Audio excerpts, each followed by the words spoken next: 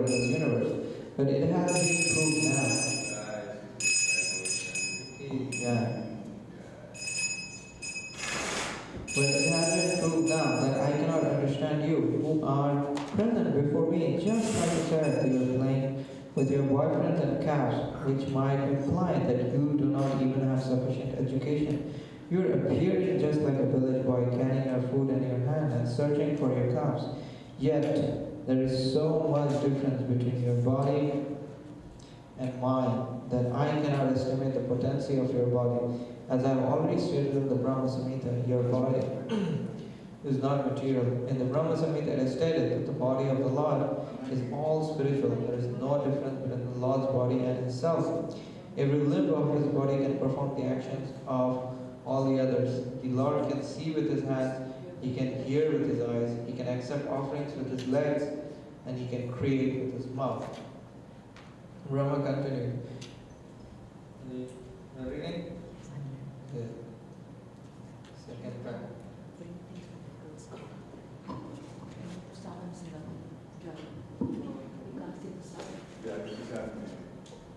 Which one? Second, Brahma continued, right? Yeah. Brahma continued, your appearance as a cowherd child is for the benefit of the devotees. And although I have committed an offense and a lotus feet by stealing away your boys and calves, I can understand that you have bestowed your mercy upon me.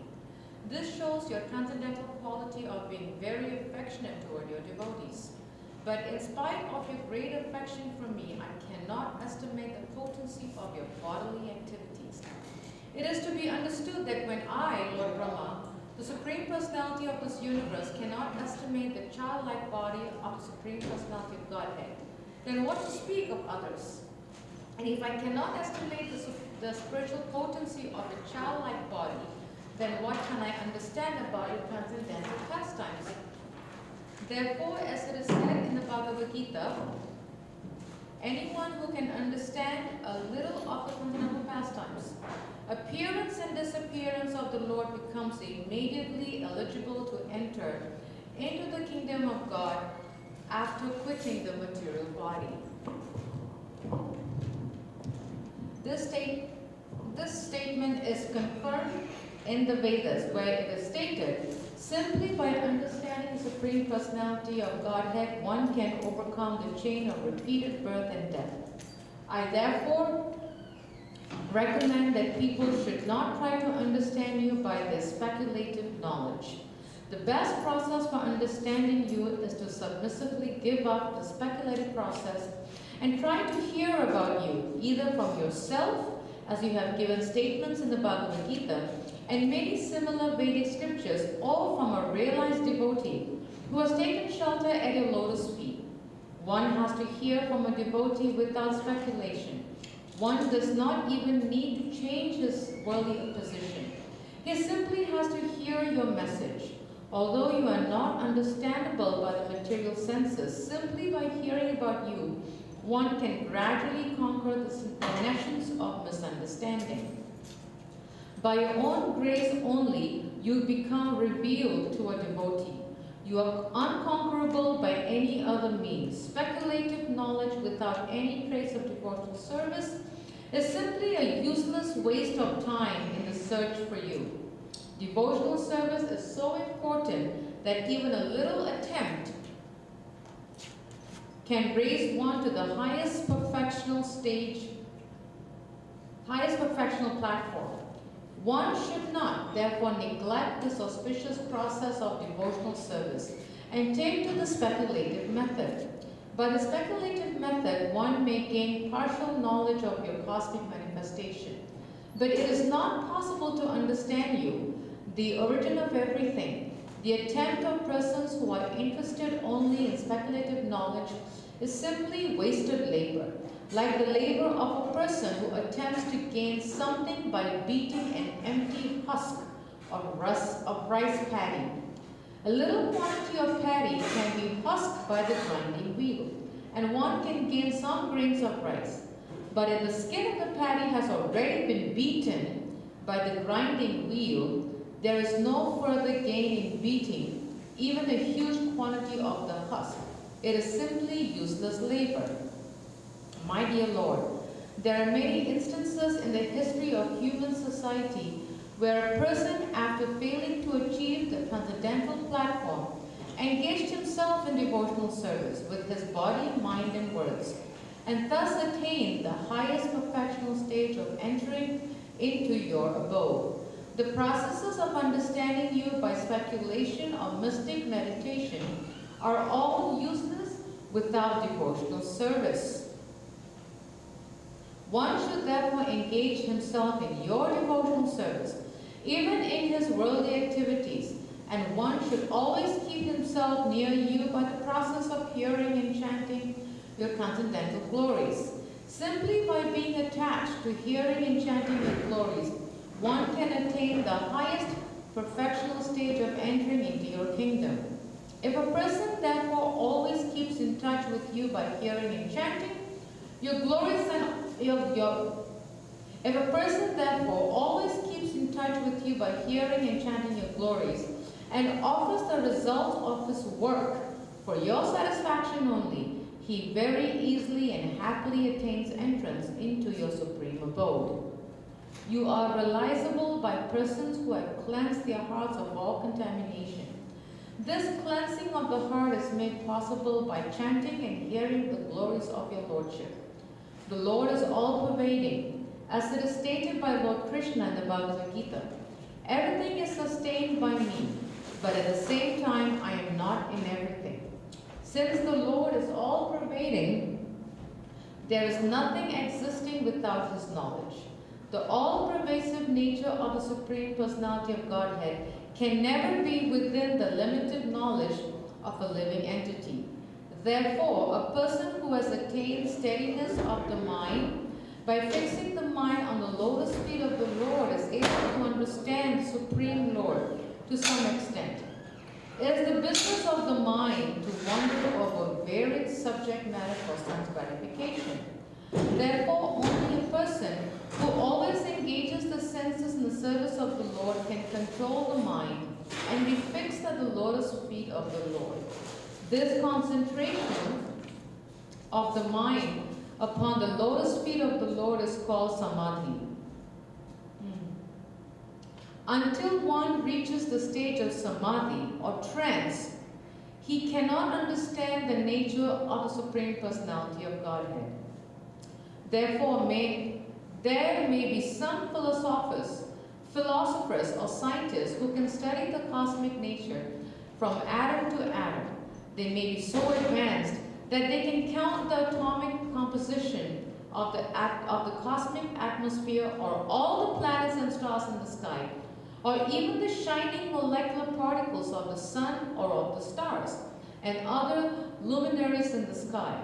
But it is not possible to count the qualities of the Supreme Personality of Godhead. As described in the beginning of the Vedanta Sutra, the Supreme Person is the origin of all qualities. He is generally called Nirguna. Nirguna means whose qualities are beyond estimation. Guna means quality and Nir means beyond estimation. But impersonalists interpret this word Nirguna as having no quality because they are unable to estimate the qualities of the Lord in transcendental realization. They conclude that the Supreme Lord has no qualities, but that is actually not the position. The real position is that He is the original source of all qualities. All qualities are emanating constantly from Him. How, therefore, can a limited person count the qualities of the Lord? One may estimate the qualities of the Lord at one moment, but the next moment the qualities have increased. So it is not possible to make an estimation of the transcendental qualities of the Lord. He is therefore called Nirguna. One should not uselessly labor in mental speculation to estimate the Lord's qualities. There is no need of adopting the speculative method or exercising the body to attain mystic yoga perfection. One should simply understand that the distress and happiness of this body are predestined. There is no need to try to avoid the distress of this bodily existence or to attempt to achieve happiness by different types of exercises. The best course is to surrender unto the Supreme Personality of Godhead with body and mind and words, and always be engaged in his service. This transcendental labor is fruitful, but other attempts to understand the absolute truth are never successful. Therefore, an intelligent man does not try to understand the absolute truth by speculative or mystic power. Rather, he engages in devotional service and depends on the Supreme Personality of Godhead. He knows that whatever may happen to the body is due to his past fruitive activities. If one lives such a simple life in devotional service, then automatically he inherits the transcendental abode of the Lord. Although every living entity is part and parcel of the Supreme Lord and a son of the Godhead, each has a natural right to inherit and share the transcendental pleasures of the Lord. But due to the contact of matter, conditioned living entities have been practically disinherited. If one adopts a simple method of engaging himself in devotional service, automatically he becomes eligible to be freed from the material contamination and elevated to the transcendental position of associating with the Supreme Lord. Lord Brahma presented himself to Lord Krishna as the most presumptuous living creature because he wanted to examine the wonder of his personal power. He stole the boys and calves of the Lord in order to see how the Lord would recover them. Now Lord Brahma admitted that his attempt was most presumptuous, for he was attempting to test his energy before the person of original energy. Coming to his senses, Lord Brahma saw that although he was a very powerful living creature, in the estimation of all other living creatures within this material world, his power was nothing in comparison with the power and energy of the Supreme Personality of Godhead. The scientists of the material world have invented wonders such as atomic weapons, and when tested in a city or some insignificant place on this planet, such powerful weapons create havoc. But if the atomic weapons are tested on the sun, what is their significance? They are insignificant there. Similarly, Brahma's stealing of the calves and boys from Sri Krishna may be a wonderful display of mystic power, but when Sri Krishna exhibited his expansive power in so many calves and boys and men and maintained them without effort, Brahma could understand that his own power was insignificant. Brahma addressed Lord Krishna as Achyuta because the Lord is never forgetful of a little service rendered by his devotee. He is so kind and affectionate toward his devotees that a little service by them is accepted by him as a great deal. Brahma has certainly rendered much service to the Lord. As the Supreme Personality in charge of this particular universe, he is without a doubt a faithful servant of Krishna. Therefore, he could appease Krishna. He asked that the Lord understand him as a subordinate servant whose little mistake and impudence might be excused. He admitted that he was puffed up by his powerful position as Lord Brahma. Because he is the qualitative incarnation of the mode of passion within this material world, this was natural for him, and therefore he committed the mistake. But Lord Brahma hoped that since he was, after all, Lord Krishna's subordinate, the Lord would kindly take compassion upon him and excuse him for his gross mistake. Lord Brahma realized his actual position. He is certainly the supreme teacher of this universe, in charge of the production of material nature, consisting of the complete material energy, false ego, sky, air, fire, water, and earth.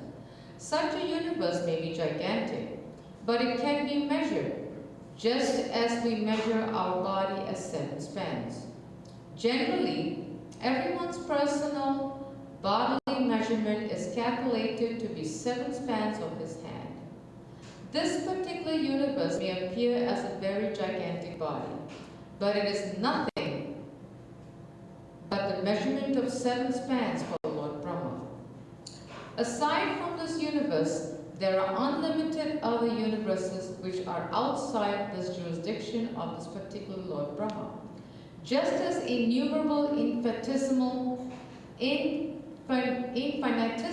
atomic fragments pass through the holes of a screened window, so millions and trillions of universes in their seedling form are coming out from the bodily force of Mahavishnu. And that Mahavishnu is but a part of the plenary expansion of Krishna. Under these circumstances, although Lord Brahma is the supreme creature within this universe, what is his importance in the presence of Lord Krishna? Lord Brahma therefore compared himself to a little child within the womb of his mother. If the child within the womb plays with his hands and legs while playing touches the body of the mother, is the mother offended with the child? Of course she isn't. Similarly, Lord Brahma may be a very great personality, and yet not only Brahma, but everything that be existing within the womb of the Supreme Personality of Godhead. The Lord's energy is all-pervading. There is no place in the creation where it is not acting, since everything is existing within the energy of the Lord. The Brahma of this universe and the Brahmas of the many other millions and trillions of universes are existing within the energy of the Lord. Therefore, the Lord is considered to be the mother, and everything existing within the womb of the mother is considered to be the child. And the good mother is never offended with the child, even if he touches the body of the mother by kicking his legs. Lord Brahma then said that his birth was from the lotus flower which blossomed from the navel of Narayan after the dissolution of the three worlds, or the three planetary systems known as Burloka, Bhuvarloka, and Svarloka. The universe is divided into three divisions, namely Svarga, Martya, and Patala. These three planetary systems are merged into water at the time of dissolution. At that time, Narayan, the plenary portion of Krishna, lies down on the water, and gradually a lotus stem grows from his navel, and from the lotus flower, Brahma is born. It is naturally concluded that the mother of Brahma is Narayan, because the Lord is a resting place of all living entities. After the dissolution of the universe, he is called Narayan. The word Nara means the aggregate total of all living entities. And Ayana, the word Nara means the aggregate total of all living entities. And Ayana means the resting place. The form of Garbhodakshaya Vishnu,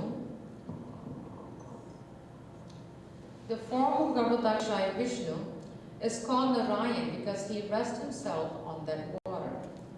In addition, he is a resting place of all living creatures. Besides that, Narayan is also present in everyone's heart, as confirmed in the Bhagavad Gita. In that sense also the Lord is Narayan, as Ayana means the source of knowledge, as well as a resting place.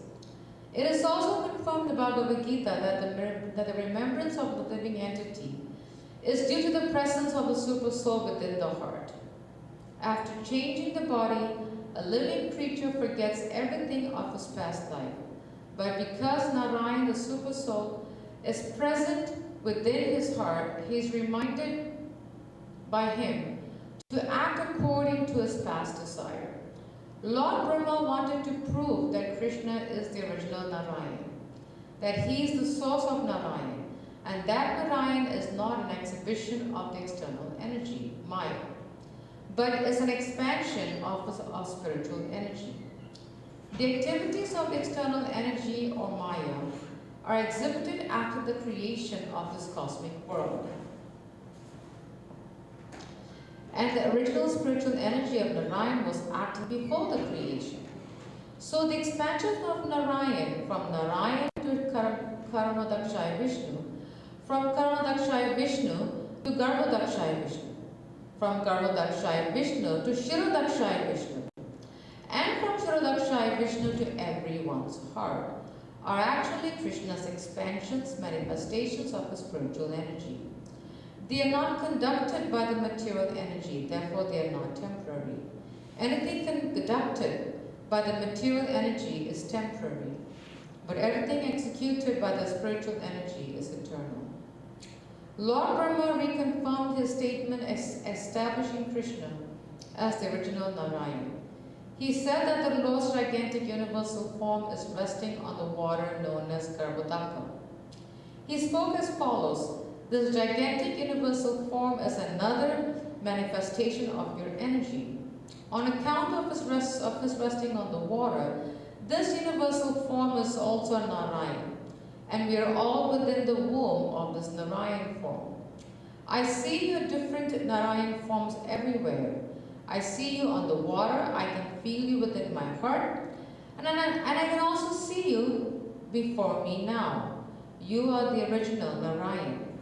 My dear Lord, in this incarnation, you have proved that you are the supreme controller of Maya. You remain within the cosmic manifestation, and yet the whole creation is within you. This fact has already been proved by you when you exhibited the whole universe creation within your mouth before your mother, Yashoda.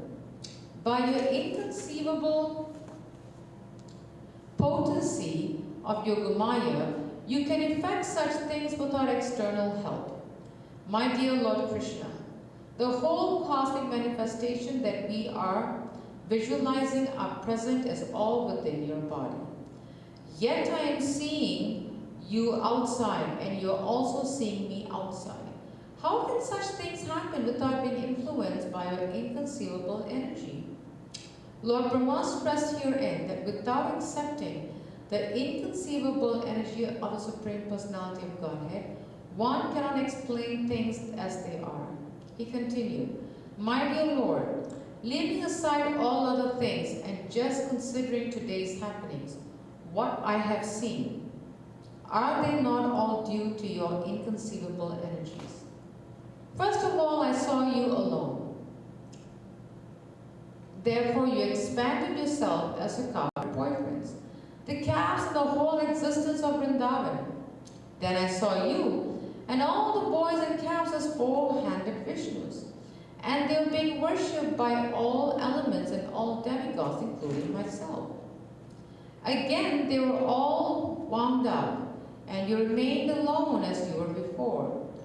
Does this not mean that you are the Supreme Lord Narayan, the origin of everything, that everything emanates from you and again enters into you, leaving you the same as before? Persons who are unaware of your inconceivable energy cannot understand that you alone expand yourself. As the creator, Brahma, the maintainer, Vishnu, and the annihilator, Shiva.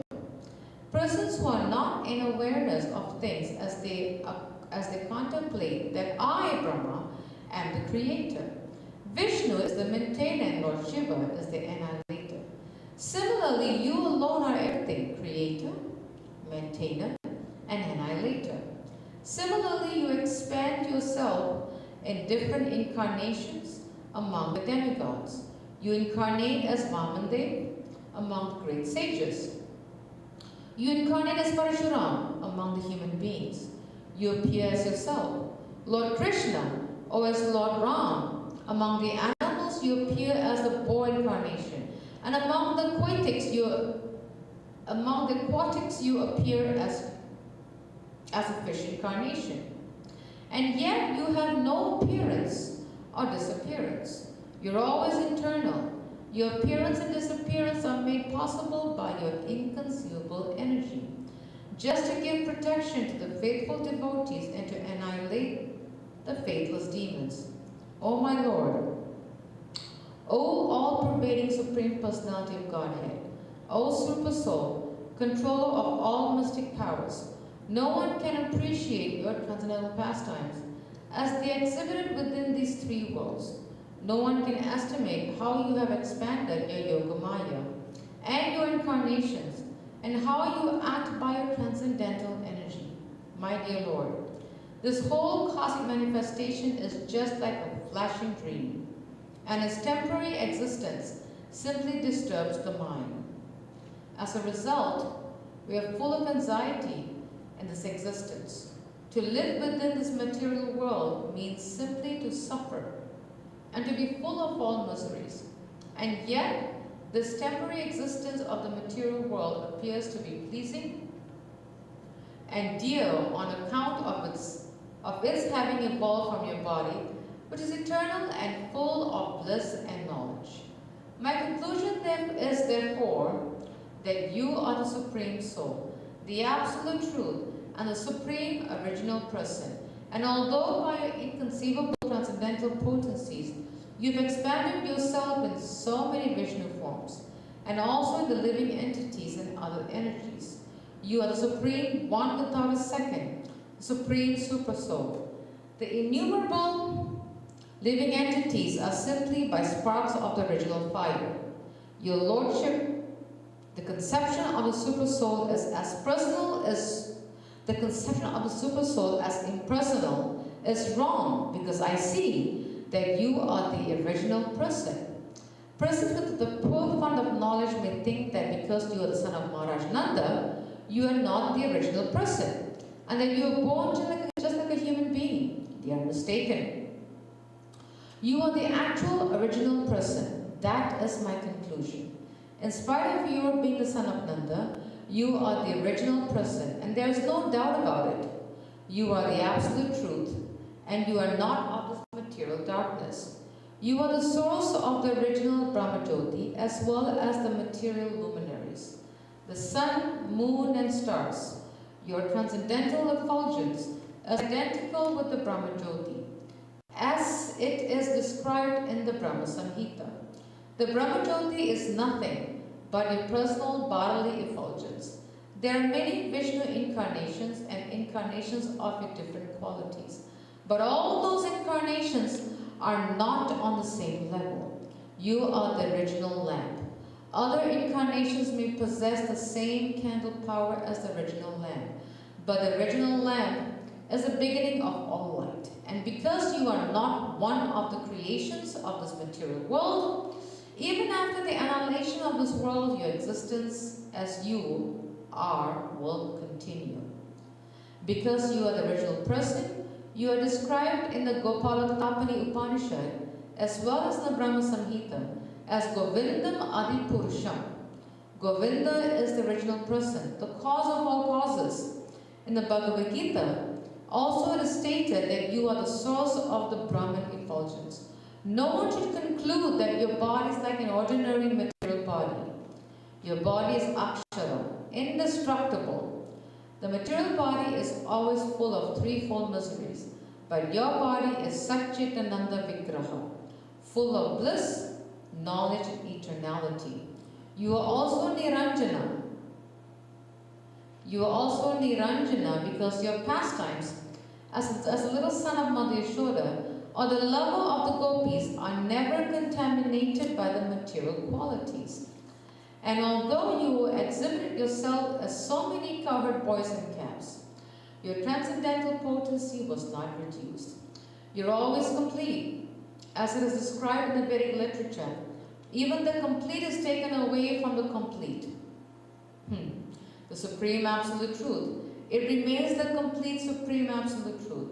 And although many expansions from the complete are visible, the complete is one without a second. Since all the pastimes are spiritual, there is no possibility of their being contaminated by the material modes of nature.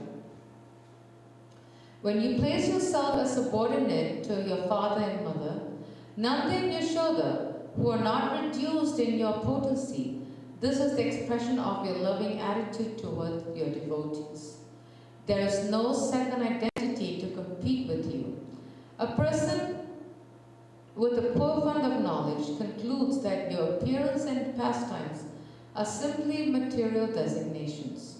You are transcendental to both nescience and knowledge, as it is confirmed in the Gopala Tapani Upanishad.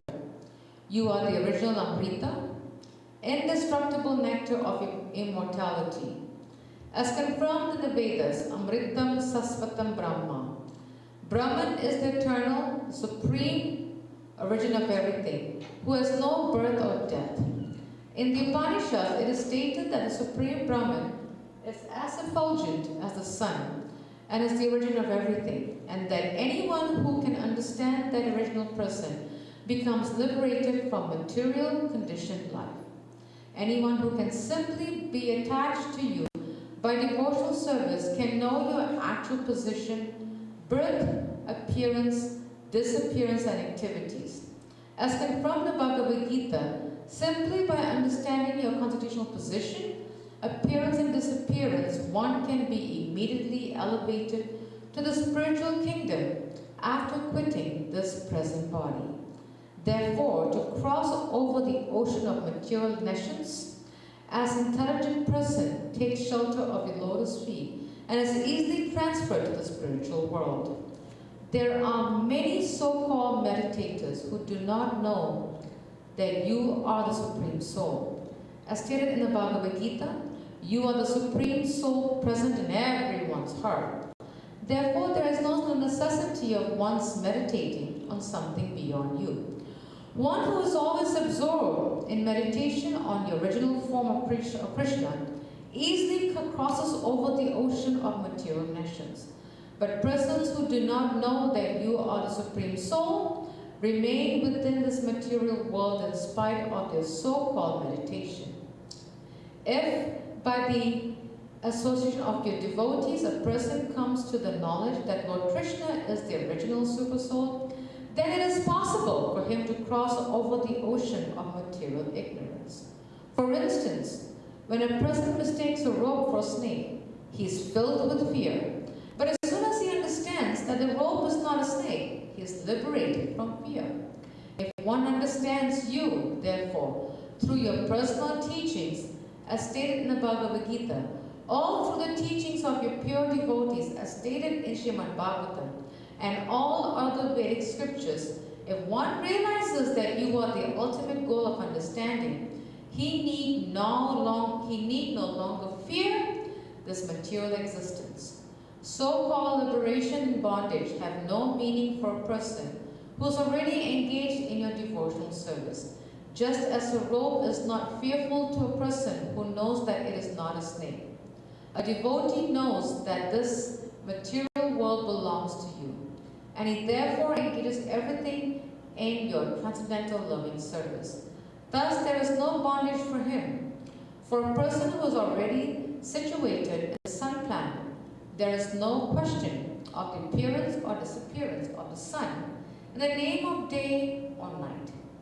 It is also said that you, Krishna, are just like the sun, and that Maya is like darkness. When the sun is present, there is no question of darkness. And so for those who always remain in your presence, by engaging in your service, there is no question of bondage or liberation. They are already liberated. On the other hand, persons who falsely think themselves to be liberated without taking shelter of your lotus feet fall down because their intelligence is not pure. If one therefore thinks that the Super Soul is something different from your personality, and thus searches out the Super Soul or the Supreme Brahman somewhere else, in the forest or in the caves of the Himalayas, his condition is very lamentable. Akan, can you get Vraja or Jinmitra to continue reading? Do you mind? I think they're downstairs somewhere. Your teachings in the Bhagavad Gita are that one should give up all other processes of self-realization and simply surrender unto you, for that is complete, because you are the supreme in every respect. Those who are searching after the Brahman effulgence are also searching after you, and those who are searching after Super Soul realization are also searching after you. You state in Bhagavad Gita that you yourself, by a partial representation as a Super Soul, have entered into this material cosmic manifestation. You are present in everyone's heart, and there is no need to search out the Super Soul anywhere else. If someone does so, he is simply in ignorance. One who is transcendental to such a position understands that you are unlimited.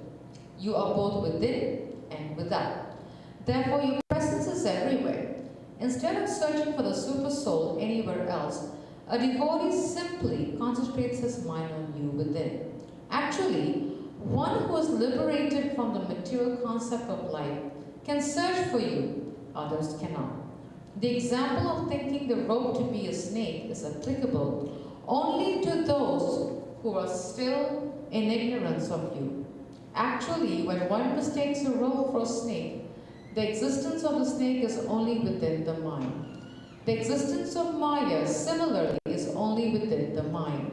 Maya is nothing but ignorance of your personality.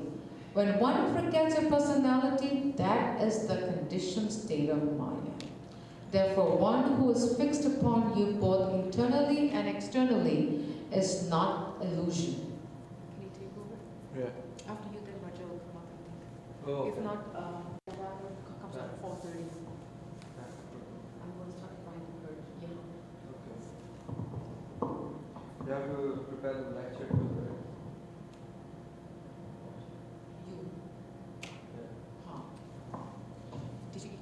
Yeah. Okay, good. So you feel better now? Yeah, I'm sure.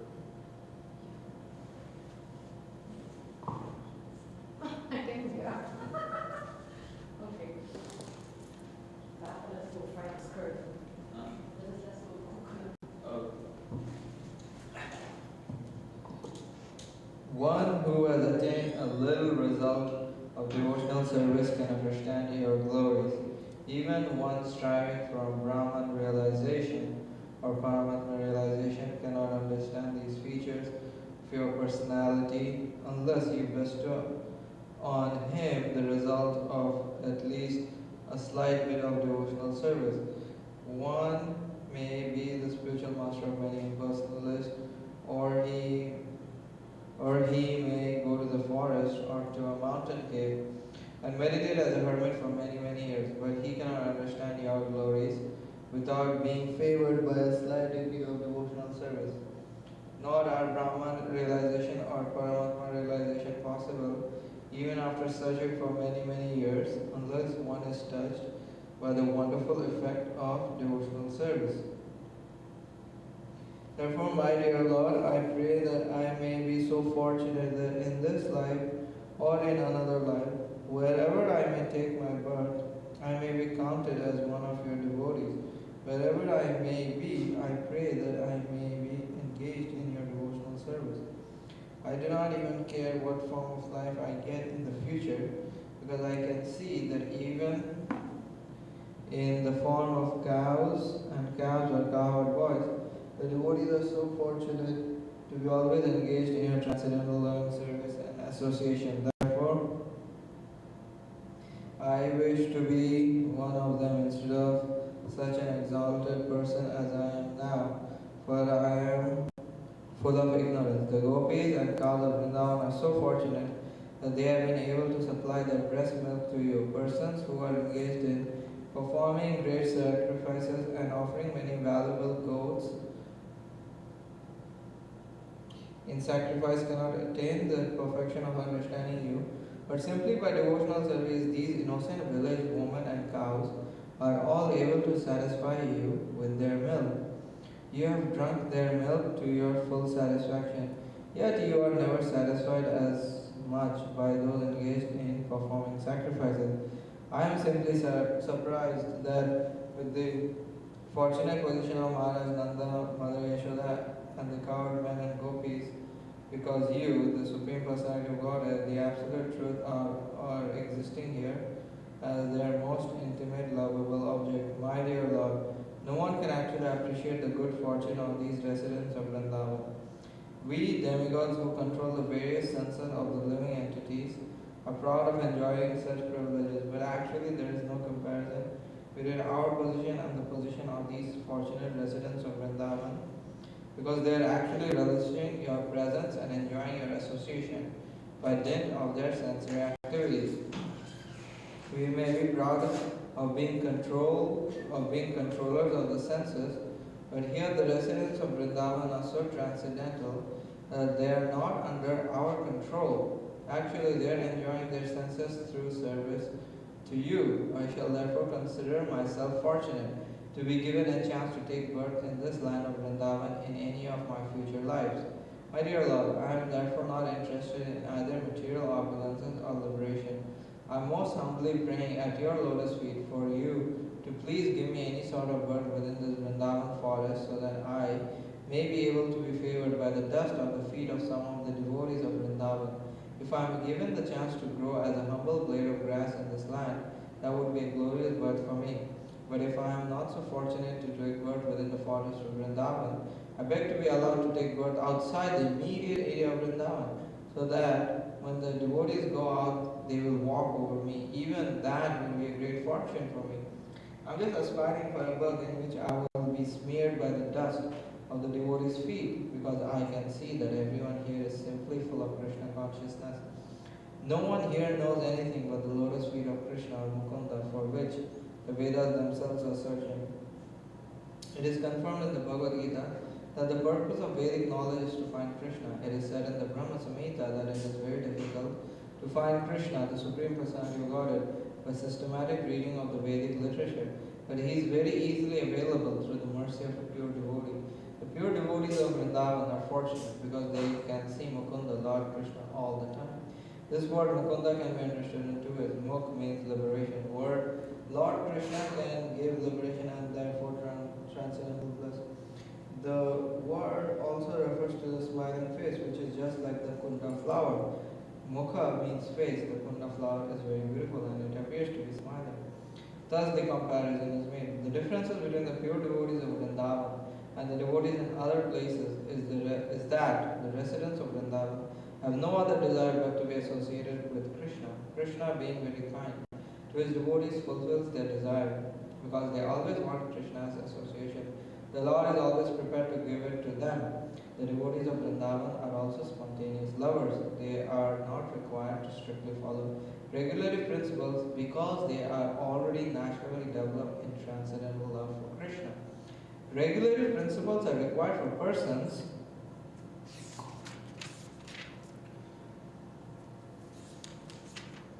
who have not achieved such a position of spontaneous love. Brahma is also a devotee of the Lord, but he is an ordinary devotee subject to following regulatory principles. He prays to Krishna to give him the chance to take birth in Vrindavan so that he might be elevated to the platform of spontaneous love.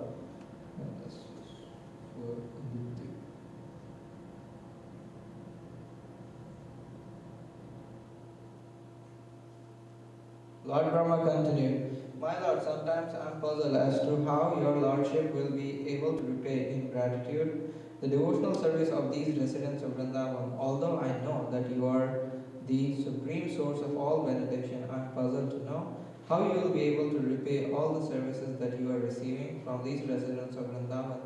I think of how you are so kind, so magnanimous, that even Putana, who came to cheat you by dressing herself as a very affectionate mother, was awarded liberation, and the actual post of a mother. And other demons belonging to the same family, such as Agasura and Bakasura, were also favored with liberation and achieved you. Under circumstances, I am puzzled. These residents of Vrindavan have given you everything: their bodies, their mind, their love, their homes, their possessions. Everything is being utilized for your purpose. So how will you be able to repay your debt to them? You have already given yourselves to Putana. I surmise that you shall ever remain a debtor to the residents of Vrindavan, being unable to repay their loving service. My Lord, I can understand that the super excellent quality of the service rendered by the residents of Vrindavan is due to their spontaneously engaging all natural instincts in your loving service. It is said that attachment for material objects and home is due to illusion, which makes a living entity conditioned in the material world. But this is only the case for persons who are not Krishna conscious. In the case of the residents of Vrindavan,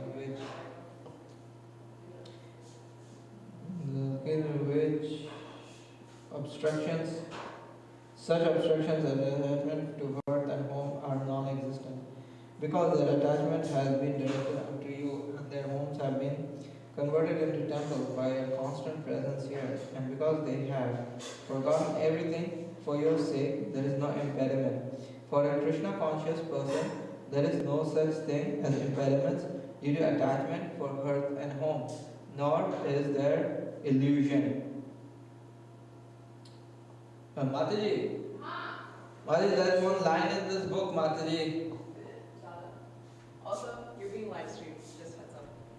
Yeah, here it said, Brahma is also devotee of the Lord, but he is an ordinary devotee subject to following regulative principles. He prays to Krishna. Yeah, so he also has to follow regulative principles. And earlier it said, regulative principles are required for persons who have not achieved such a position of spontaneous love. So Brahma follows Vaidhi Bhakti. Vaidhi Bhakti.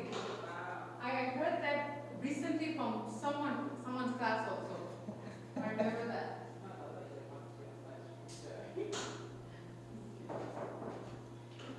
My dear Lord Krishna, those who deride you claiming that you have a material body like an ordinary man are described in the Bhagavad Gita as demoniac and less intelligent.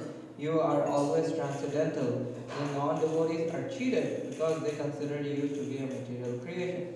Actually, you assume this body, which exactly resembles that of an ordinary cowherd boy, simply to increase the devotion and transcendental bliss of your devotees. My dear Lord, I have nothing to say about people who advertise that they have already realized God, or that by their realization they have themselves become God. But as far as I am concerned, I admit frankly that for me it is not possible to realize you by my body, mind, or speech. What can I say about you? Or how can I realize you by my senses? I cannot even think of you perfectly with my mind, which is the master of the senses. Your qualities, your activities, your body cannot be conceived of by any person within this material world. Only by your mercy can one understand to some extent what you are. My dear Lord, although you are the supreme Lord of all creation, I sometimes falsely think that I am the master of this universe.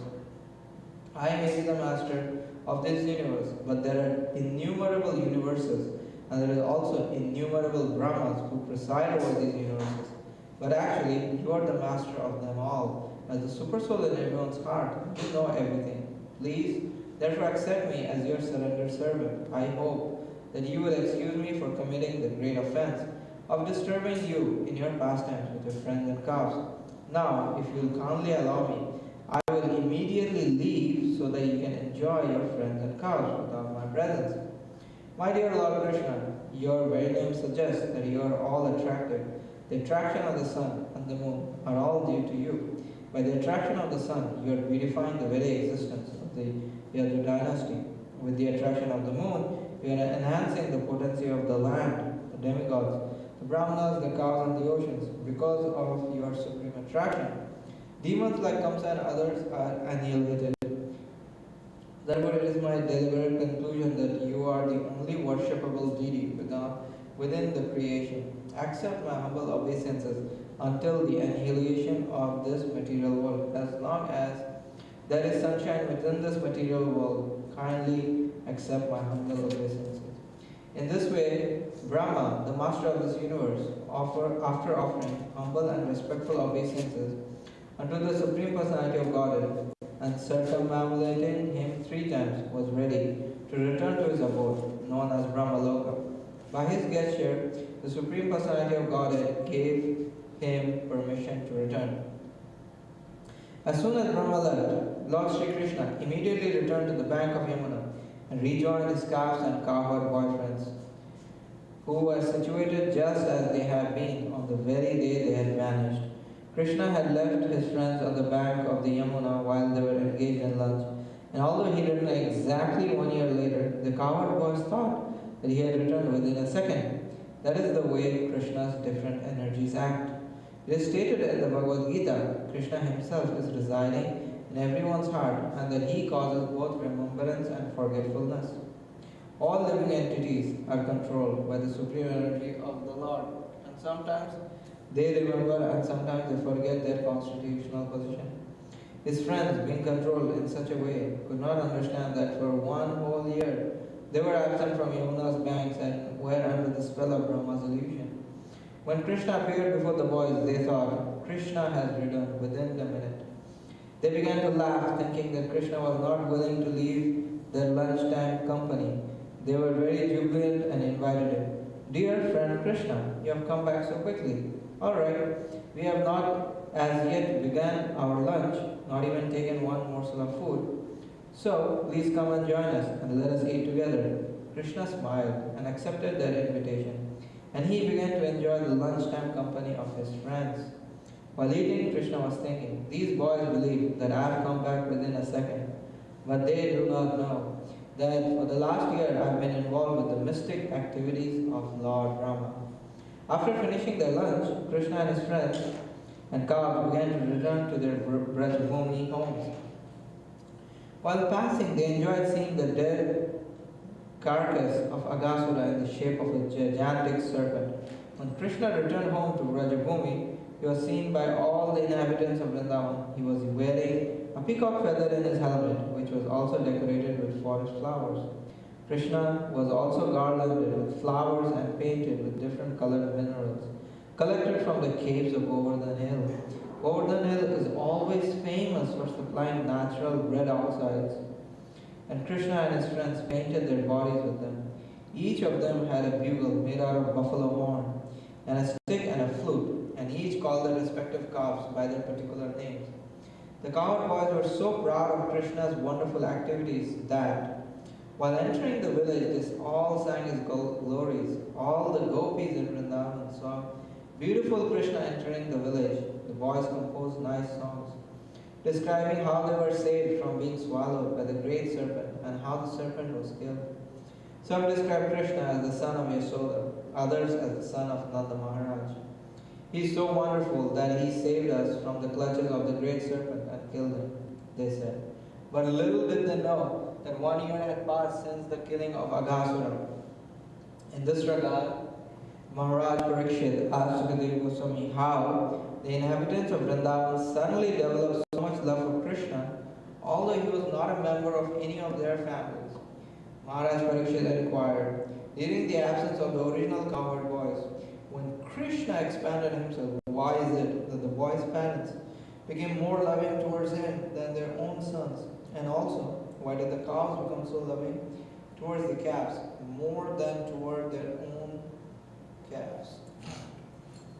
Sukadeva Goswami told Maharaj Parikshit that every living entity is actually most attached to his his own self.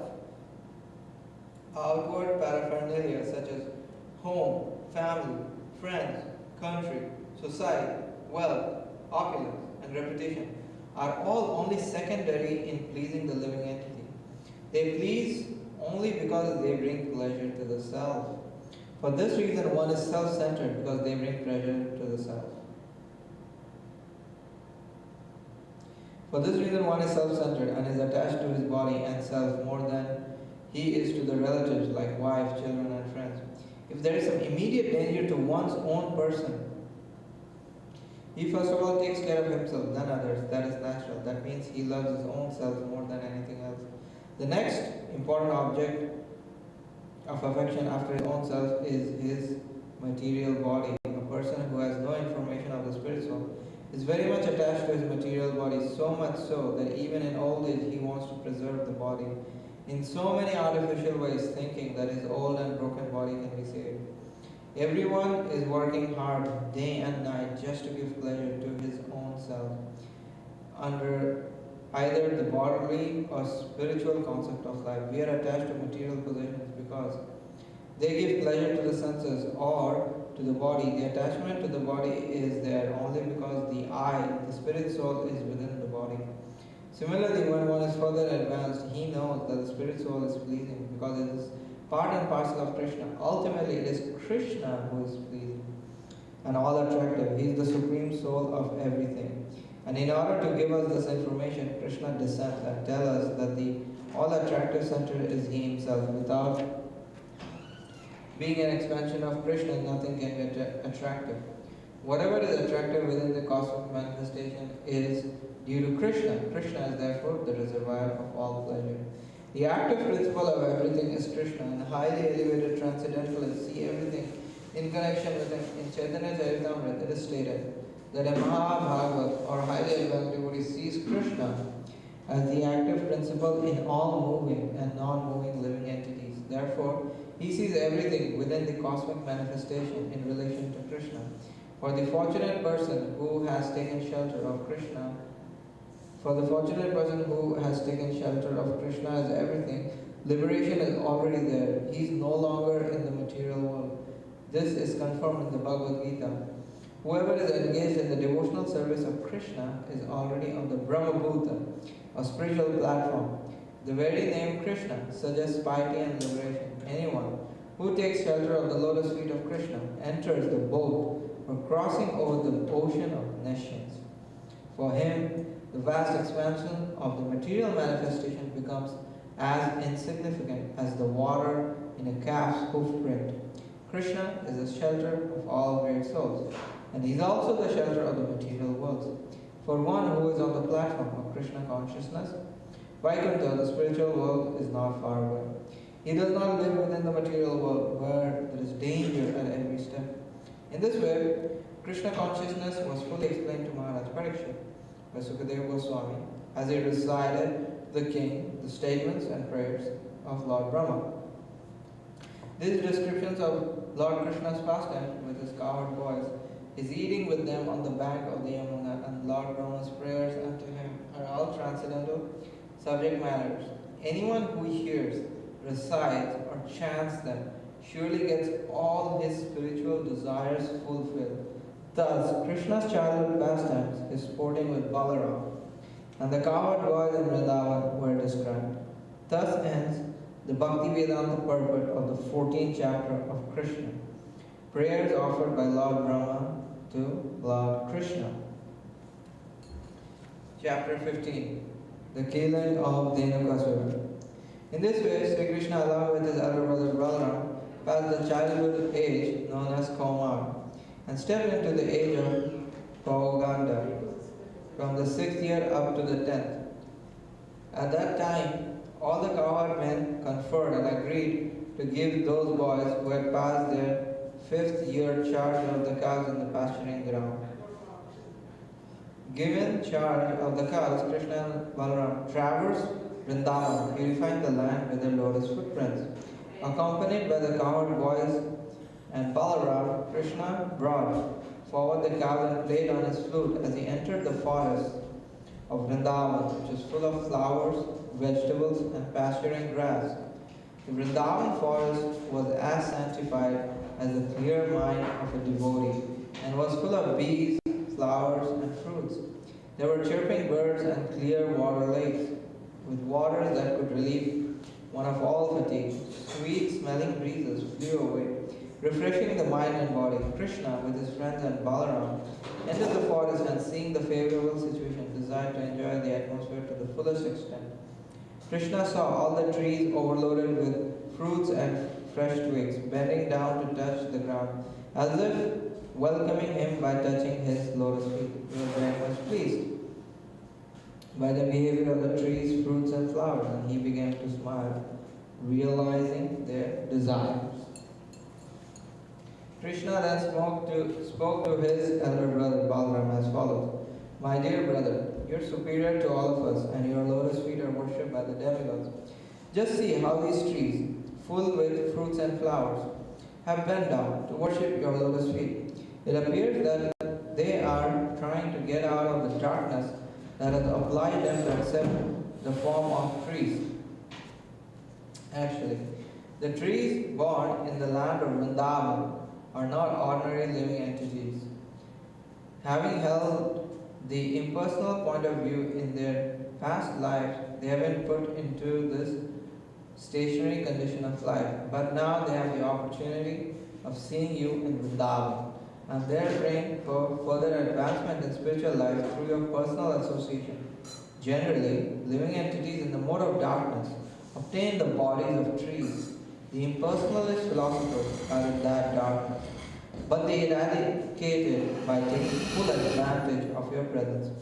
I think the drones that are buzzing all around you must have been your devotees in their past lives. They cannot leave your company because no one can be a better, more affectionate master than you. You are the supreme and original personality of Godhead, and the drones are just trying to spread your glories by chanting at every moment. I think some of them must be great sages, devotees of your Lordship, and they're disguising themselves in the form of drones because they're unable to give up your company even for a moment. My dear brother, you are the supreme worshipable Godhead. Just see how the peacocks are dancing before you in great ecstasy. The deer, whose behavior is just like that of the gopis, are welcoming you with the same affection, and the cuckoos who are residing in the forest are welcoming you with their joyful, sweet cries, because they consider that your appearance in their home is so auspicious. Even though they are trees and animals, these residents of Vrindavan are glorifying you. They are prepared to welcome you to the best of their ability, as is the practice of great souls in receiving another great soul at home.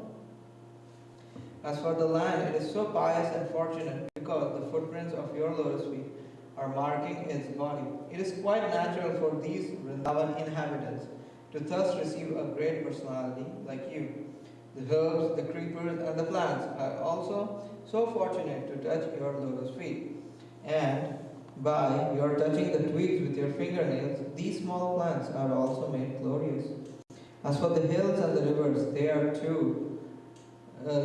too are now glorious because you're glancing at them. Above all, the damsels of Braja, the gopis, are the most glorious because you embrace them with your strong arms, being attracted by their beauty. In this way, Lord Krishna and Balaram began to enjoy the residents of Vrindavan to their full satisfaction as they herded the calves and cows on the bank of the Yamuna. In some places, Krishna and Balaram were accompanied by their friends. The boys were singing, imitating the humming sound of the drones, and accompanying Krishna and Balaram were garlanded with forest flowers. While walking, the boys sometimes imitated the quacking sound of the swans in the lakes, or when they saw the peacocks dancing, they imitated them before Krishna. Krishna also moved his neck, imitating the dancing and making his friends laugh. The cows, taken care of by Krishna and different names, and Krishna would call them with love. Mataji, do I have DD service today? No. Okay. You have no duties. Keep reading. I'm listening. You're off. She's enjoying you when I said cuckoo birds. No, you have no DT service there. Because I ate, No, you don't have DT service. Okay. After hearing Krishna calling, the cows would immediately respond by mooing, and the boys would enjoy this exchange to their heart's content. They would all imitate the sound vibrations made by the different kinds of birds, especially the chakoras, peacocks, cuckoos, and bharadwajas. Sometimes, when they would see the weaker animals fleeing out of fear of the sounds of tiger and lions, the boys, along with Krishna and Balaram, would imitate the animals and run away with them. When they felt some fatigue, they would sit down, and Balaram would put his head on the lap of one of the boys just to take rest. And Krishna would immediately come and begin massaging the legs of Balaram. And sometimes Krishna would take a palm fan and fan the body of Balaram, causing a pleasing breeze to relieve him of his fatigue. Other boys would sometimes dance or sing while Balaram took rest, or sometimes they would wrestle amongst themselves or jump. When the boys were thus engaged, Krishna would immediately join them, catching their hands. He would enjoy their company and laugh and praise their activities. When Krishna would feel tired and fatigued, he would sometimes take shelter of the root of a big tree or the lap of a cowherd boy and lie down. When he would lie down with a boy or a root as his pillow, some of the boys would come and massage his legs, and some would fan his body with a fan made from leaves. Some of the more talented boys would sing in a very sweet voices to please him. Thus, very soon his fatigue would go away. The Supreme Personality of Godhead, Krishna, whose legs are tended by the goddesses of fortune, shared himself. Supreme Personality of Godhead, Krishna, whose legs are tended by the goddesses of fortune, shared himself with the cowherd boys as one of them, expanding his internal potency to appear exactly like a village boy. But despite his appearing just like a village boy, there were occasions when he proved himself to be the Supreme Personality of Godhead. Sometimes men pose themselves as the Supreme Personality of Godhead and cheat innocent people, but they can only cheat. They cannot exhibit the potency of God. While Krishna was thus engaged in his transcendental pastimes, exhibiting his internal potency in the company of the supermost fortunate cowherd boys, there occurred another chance for him to exhibit the superhuman powers of Godhead. His most intimate friends, Sridham, Subal, and Stoke Krishna, addressed Krishna and Balaram with great love and affection. Thus, "Dear Balaram, you are very powerful, your arms are very strong. Dear Krishna, you are very expert in killing all kinds of disturbing demons. Will you kindly note that just near this place there is a big forest of the name Talavan. This forest is full of palm trees, and all the trees are filled with fruits. Some have fallen down, and some are very ripe, even in the trees. It is a very nice place, but because of a great demon, the Nukasura, it is very difficult to go there. No one can reach the trees to collect the fruits. Dear Krishna and Balaram, this demon is present there in the form of an ass and is surrounded by similar human friends who assume the same shape. All of them are very strong, so it is very difficult to approach this place. Dear brothers, you are the only persons who can kill such demons. Other than you, no one can go there for fear of being killed. Not even animals go there, and no birds are living there. They have all left. One can only appreciate the sweet aroma that is coming from that place. It appears that up until now, no one has tasted the sweet fruits there, either on the tree or on the ground. Dear Krishna, to tell you frankly, we are very attracted by this sweet aroma. Dear Balaram, if you like, let us go there and enjoy these fruits. The aroma of the fruits is now spread everywhere. Don't you smell it from here?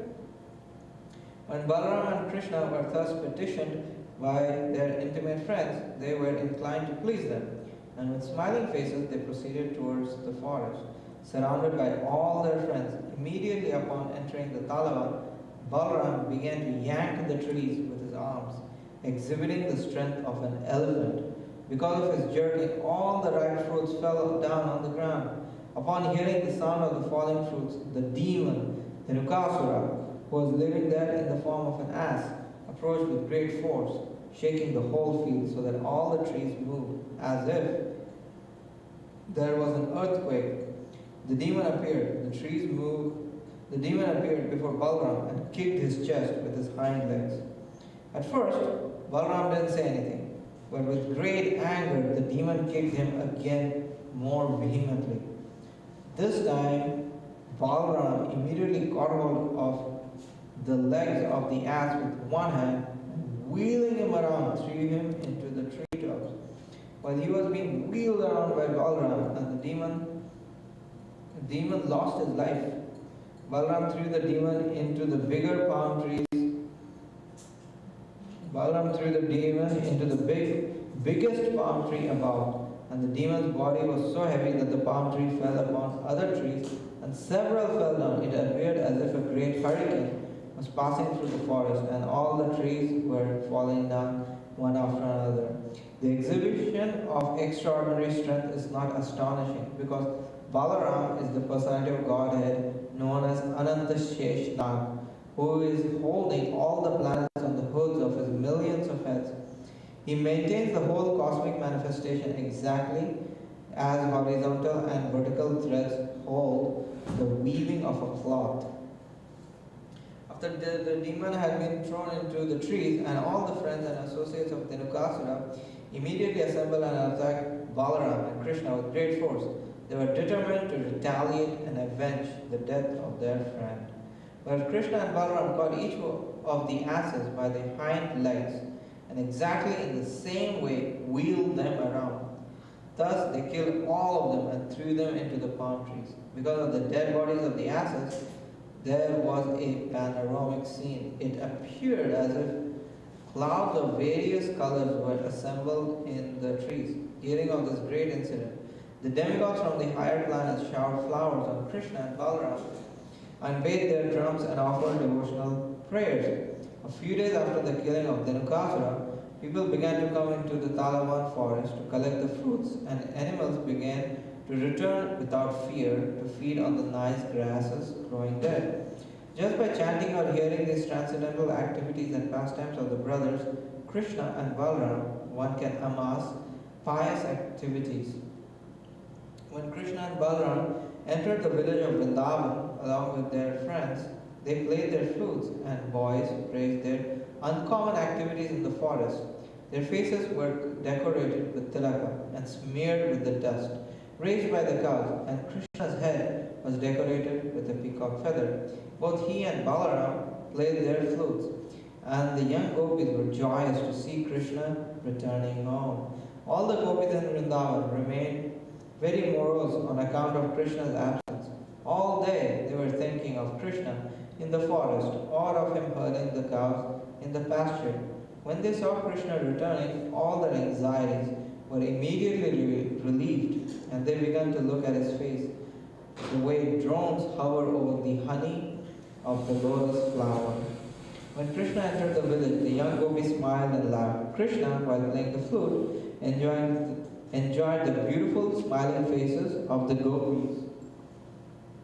Then Krishna and Balaram were immediately received by their affectionate mothers, Yashoda and Rohini, who, according to the time's demands, began to fulfill the desires of their affectionate sons.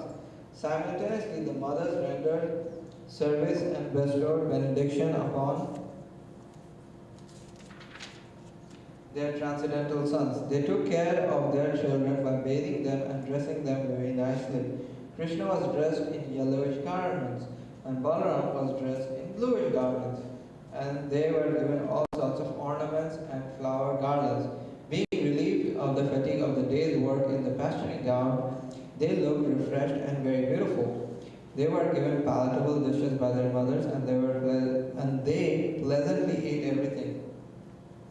After eating, they were seated nicely on clean bedding, and the mothers began to sing various songs of their activities. As soon as they lay down on the bedding, they very quickly fell fast asleep. In this way, Krishna and Balaram used to enjoy Vrindavan life as cowherd boys. Sometimes Krishna used to go with his boyfriends and Balaram, and sometimes he used to go alone with his friends to the bank of the Yamuna and tend the cows. Gradually, the summer season arrived, and one day while in the field, the boys and cows became very thirsty and began to drink the water of the Yamuna. The river, however, had been made poisonous by the venom of the great serpent known as Kalya.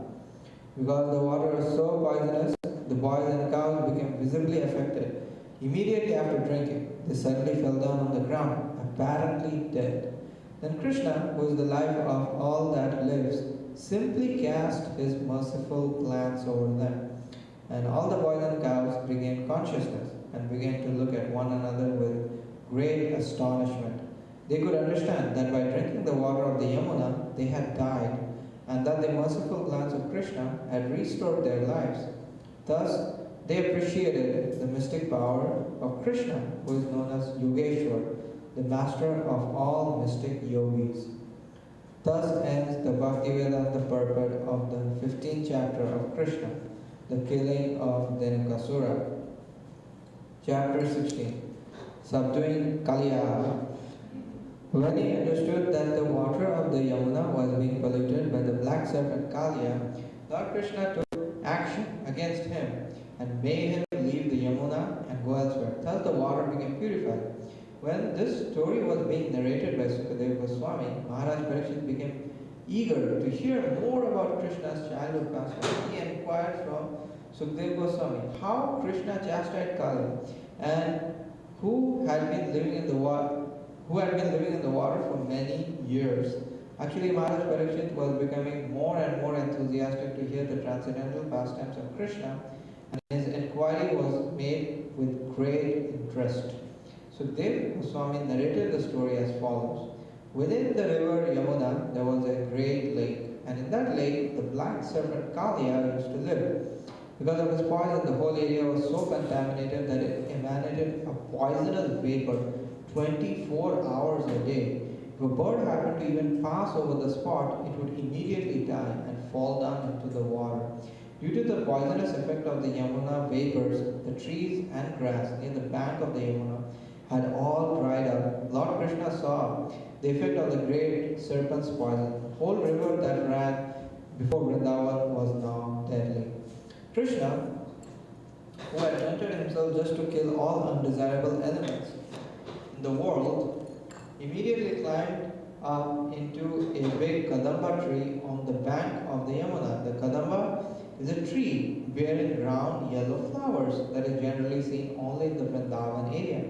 After climbing on top of the tree, he tightened his belt cloth and, slapping his arms just like a wrestler, jumped into the midst of the poisonous lake. The Kadamba tree from which Krishna jumped was the only tree there which was not dead. Some commentators say that due to being touched by the lotus feet of Krishna, the tree immediately became alive. In some other Puranas, it is stated that Garuda, the eternal carrier of Vishnu, knew that Krishna would take action in the future. So he put some nectar on this tree to preserve it. When Lord Krishna jumped into the water, the river overflooded its banks to a distance of 100 yards, as if something very large had fallen into it. This exhibition of Krishna's strength is not at all uncommon because he is the reservoir of all strength. When Krishna was swimming about just like a great strong elephant, he made a tumultuous sound, which the great black serpent Kalia could hear. The tumult was intolerable for him, and he could understand that this was an attempt to attack his home. Therefore, he immediately came before Krishna.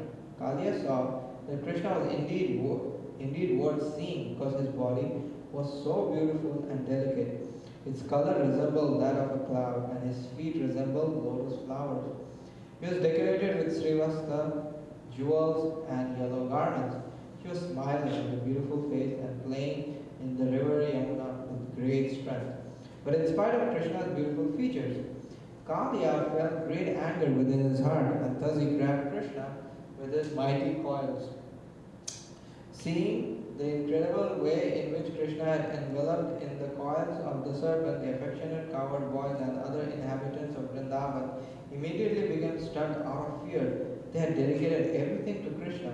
Their lives, property, affection, activities, everything was for Krishna. And when they saw him in that condition, they became overwhelmed with fear and fell down on the ground. All the cows, bulls, and small calves became overwhelmed with grief, and they began to look at him with great anxiety. Out of fear, they could only cry in agony and stand erect on the bank, unable to help their beloved Krishna. Who's at 4:30? You gotta check the schedule. I think it's Dr. Prabhu. He's downstairs frying from here. You go fry from him and you can come and read. Okay, let me hit him up. Oh my god. You're being live streamed, Dada. Please don't turn out or knock. Gotta check in with Dr. Prabhu.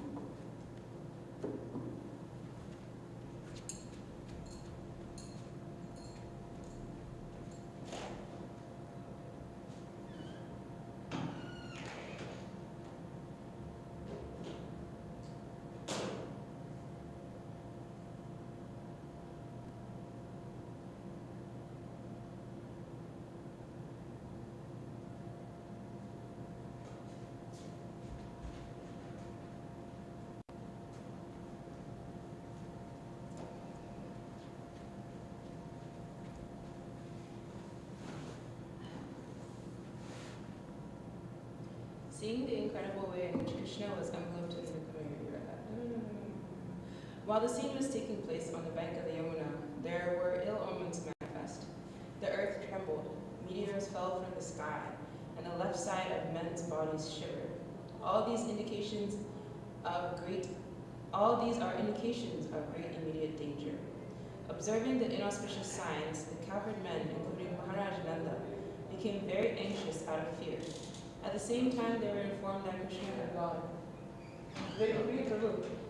had gone to the pasturing ground with his elder brother Balaram. As soon as Nanda and Yashoda and the cowherd men heard this news, no, I have to make Krishna take over.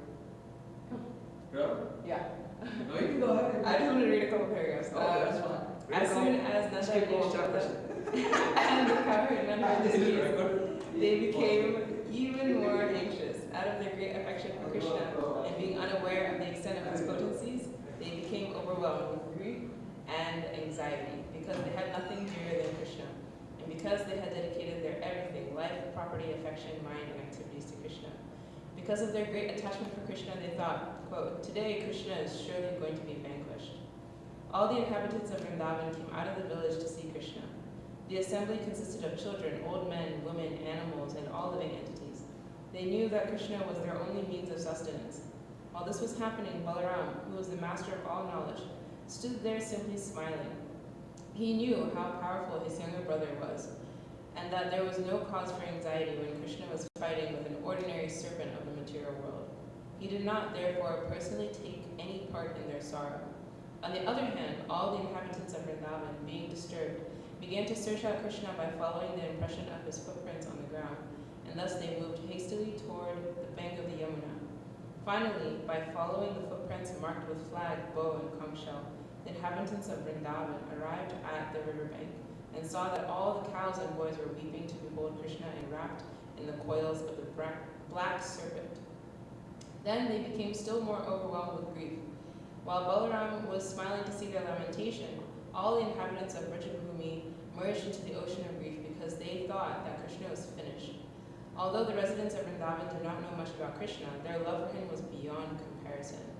As soon as they saw that Krishna was in the river Yamuna, enveloped by the serpent Kaliya, and that all the boys and cows were lamenting, they simply began to think of Krishna's friendship, his smiling face, his sweet words, and his dealings with them. Thinking of all these and seeing that their Krishna was now within the clutches of Kaliya, they at once felt that the three worlds had become vacant. Lord Chaitanya also said that he was seeing the three worlds as vacant for want of Krishna. This is the highest stage of Krishna consciousness. Almost all of the inhabitants of Vrindavan had the highest ecstatic love for Krishna. Want to take over? I have to go back on the author. I just wanted to read a couple paragraphs. It's just the bottom of this page. My mother, this is the pastime of Kaliya.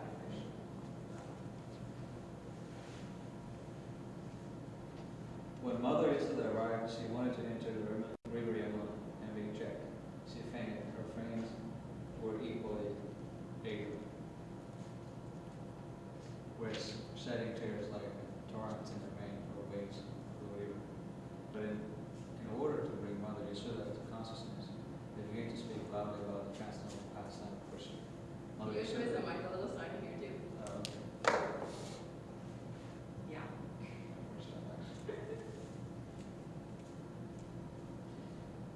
Mother Yashoda remained still, as if dead, because her consciousness was concentrated on the face of Krishna. Nanda and all the other cowherd men who had dedicated everything, including their lives, to Krishna, were ready to enter the water of the Yamuna. But Lord Balaram checked them because he was in perfect knowledge that there was no danger. For 2 hours, Krishna remained like an ordinary child, crippled in the coils of Kaliya. But when he saw that all the inhabitants of Goloka, including his mother and father, the gopis, the boys, the cows, were just on the point of death, and they had no shelter or salvation from imminent death, Krishna immediately freed himself. He began to expand his body, and when the serpent tried to hold him, he felt a great strain. On account of the strain, he crawled, cycled, and he had no alternative but to let loose the personality of Godhead, Krishna from his grasp. Kaliya then became very angry and his great Buddha expanded. He exhaled poisonous fumes from his nostril, his eyes blazed like fire, and flame issued from his mouth. The great serpent remained still for some time, looking at Krishna, licking his lip with bilfricturate tongues. The serpent looked at the Krishna with double blue, and his eyesight was full of poison. Krishna immediately pounced upon him, just as Gaurada swept upon a snake. Thus attacked. Kaliya looked for an opportunity to bite him, but Krishna moved around him. As Krishna and Kaliya moved in a circle, the serpent gradually became fatigued, and his strength seemed to diminish considerably. Krishna immediately pressed down the serpent's hooves and jumped up on them. The lotus feet became tinged with red from the rays of the jewel on the snake hood. Then, he who is the original artist of all fine arts, such as dancing, began to dance up on the hood of the serpent, although they were moving to and from. Upon seeing this denizens of upper planets showered flower, played drums, played different types of flutes, and sung various prayers and songs.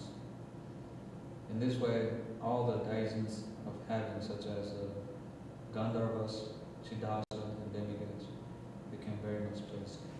While Krishna was dancing on his hood, Kaliya tried to push him down with some of the other hoods. Kaliya had about 100 hoods, but Krishna took control of them. He began to dash Kaliya with his lotus feet, and this was more than the serpent could bear. Gradually, Kaliya was reduced to struggle for his very life. He vomited all kinds of refuse and exhaled fire. Upon throwing out poisonous materials from within, Kaliya became reduced in a sinful situation. Out of great anger, he began to struggle for existence and tried to raise one hood to kill the Lord. The Lord immediately captured the hood and subdued it by kicking it and dancing on it. It actually appeared as a supreme personality of God, and Vishnu was being worshipped. The poison emanating from the mouth of the serpent appeared to be like flower offering. Kaliya then began to vomit blood instead of poison. He was completely fatigued. His whole body appeared to be broken by the kick of the Lord. Within his mind, however, he finally began to understand that Krishna is supreme personality of Godhead, and he surrounded him. He realized that Krishna is the supreme Lord, the master of everything. The wives of the serpent, known as Nagapantis, saw that their husband had been subdued by the Lord, kicking, and that was almost at the point of death due to the bearing the heavy burden of the Lord within, whose predominant the whole universe remained. Kaliya wives prepared to worship the Lord, and there is the hest, their cloth. Here, the ornaments became destroyed. They also surrendered unto the Supreme Lord and began to pray. They appeared before him, put forward their offerings, and anxiously offered respectful obeisances. Falling down on the bank of the Yamuna, the Nagapantinis knew that Krishna is the center of all surrender soul, and they desired to release their husband from impending danger and pleasing the Lord with their prayers. The Nagapantinis began to offer their prayers as follows: O dear Lord, you are equal to everyone. For you there is no distinction between your sons, friends, or enemies. Therefore, the punishment which you have so kindly offered to Kaliya is exactly befitting. O Lord, you have descended especially for the purpose of annihilating all kinds of disturbing elements within the world. And because you are the absolute truth, there is no difference between your mercy and your punishment. We think, therefore, that the apparent punishment of Kaliya is actually some benediction. We consider that your punishment is your great mercy upon them, because when you punish someone, it is to be understood that reaction of his sinful activities were eradicated. It is already clear that this creature, appearing in the body of serpent, must have been overburdened and burdened with all kind of sin. Otherwise, how would he have the body of serpent? If dancing on his wood has reduced all the sinful result of actions caused by his having this body of a serpent, it is therefore very auspicious that you have become angry and punished him in this way. We are very much astonished to see how you have become so much pleased with this serpent, who evidently performed various religious activities in his past life and pleased everyone. We must have undergone all kinds of penances and austerities, humbly honored with and executed universal welfare activities of all living creatures. The Naga continues confirmed that one cannot come in contact with Krishna without having executed pious activities and devotional services in his previous life. As Lord Chaitanya advised of his Sastika, one who has executed devotional services by humbly chanting Hare Krishna mantra, thinking oneself lower than the straw in the street, and not expecting honor for himself, but offering all kind of honor to others. The Naga continues were astonished that although Kaliya had the body of serpent as a result of grievous sinful activities, at the same time he was in contact with the Lord to the extent that Lord's feet were touching his roof. A blessing that must certainly have been the result of extraordinary pious activities. These two contradictory facts astonished them. Thus they are continue to pray, "O dear Lord, we're simply astonished to see that he's so fortunate as to have the dust of your lotus feet on his head. This is fortunate uttered by a great saintly person. Even the goddess of fortune underwent several austerities just to have the blessing of the dust of your lotus feet. So how it is that Kaliya is so easily getting this dust on his head? We have heard from authoritative sources that those who are blessed with the dust of your lotus feet do not care even for the highest post within the universe, namely the post of Lord Brahma, or the kingship of heavenly planet, or the severity of this planet. Nor do such persons desire to rule the planet above this earth, such as Siddhaloka, nor do they aspire for the mystic power achieved by the yoga's process. Nor do the pure devotees aspire for liberation by becoming one with him. Oh dear Lord, although he is born in a species of life which is fostered by the most dominant mode of material nature, accompanied with the quality of anger, this kind of serpent has achieved something very, very rare. Living entities who are wandering within the universe's different species of life can very easily achieve the greatest benedictions only by your mercy. It is confirmed in Chaitanya Charitamrita that the living entities wandering within the universe's various species of life can get the seed of devotional service by the mercy of Krishna and the spiritual master, and thus their path of liberation can be clear. The Naga Granthis continue. We therefore offer our respectful obeisances unto you, O dear Lord, because you are the supreme person, who are the living as a super soul within every living entity. Although you are transcendental to the cosmic manifestations, everything is resting in you. You are the personified, indefeasible, eternal time. The eternal time forces of existing in you, and you are therefore the sheer and dominant of total time in the state of past, present, future, month, day, hour, moment, everything. In other words, our Lord you can see perfectly as an activities happening in every minute, in an hour, in every day, in even month, every month, in every year, past, present, and future. You are self the universe form, and yet you are a difference from the universe. You are simultaneously one with a different form of universe. We therefore offer our respectful obeisance to you. You are yourself the whole universe, and yet you are the creator of this whole universe. You are the superintendent and the maintainer of this whole universe, and you are its original cause. Although you are the present within the universe and you are 3 Vishnu, and Maheshwara. You have transcendental to the material creations. Although you are the cause of appearances of all kinds of living entities, their senses, their lives, their minds, their intelligence, you are to be realized by your internal energy. Let us therefore offer our respectful obeisance to you, who are unlimited, finer than the finished, the center of all creation, and a knower of everything. Different variety of philosophical speculators try to reach you. You are the ultimate goal of philosophical efforts, and it is actually only you who were described all the philosophies and by different kind of doctrines. Let us offer our respectful obeisance to you, because you are all origin of all scriptures and the sources of knowledge. You are the root of all evidence, and you are the supreme person who can best open the supreme knowledge. You are the cause of all kind of desire, and you are the cause of all kind of satisfaction.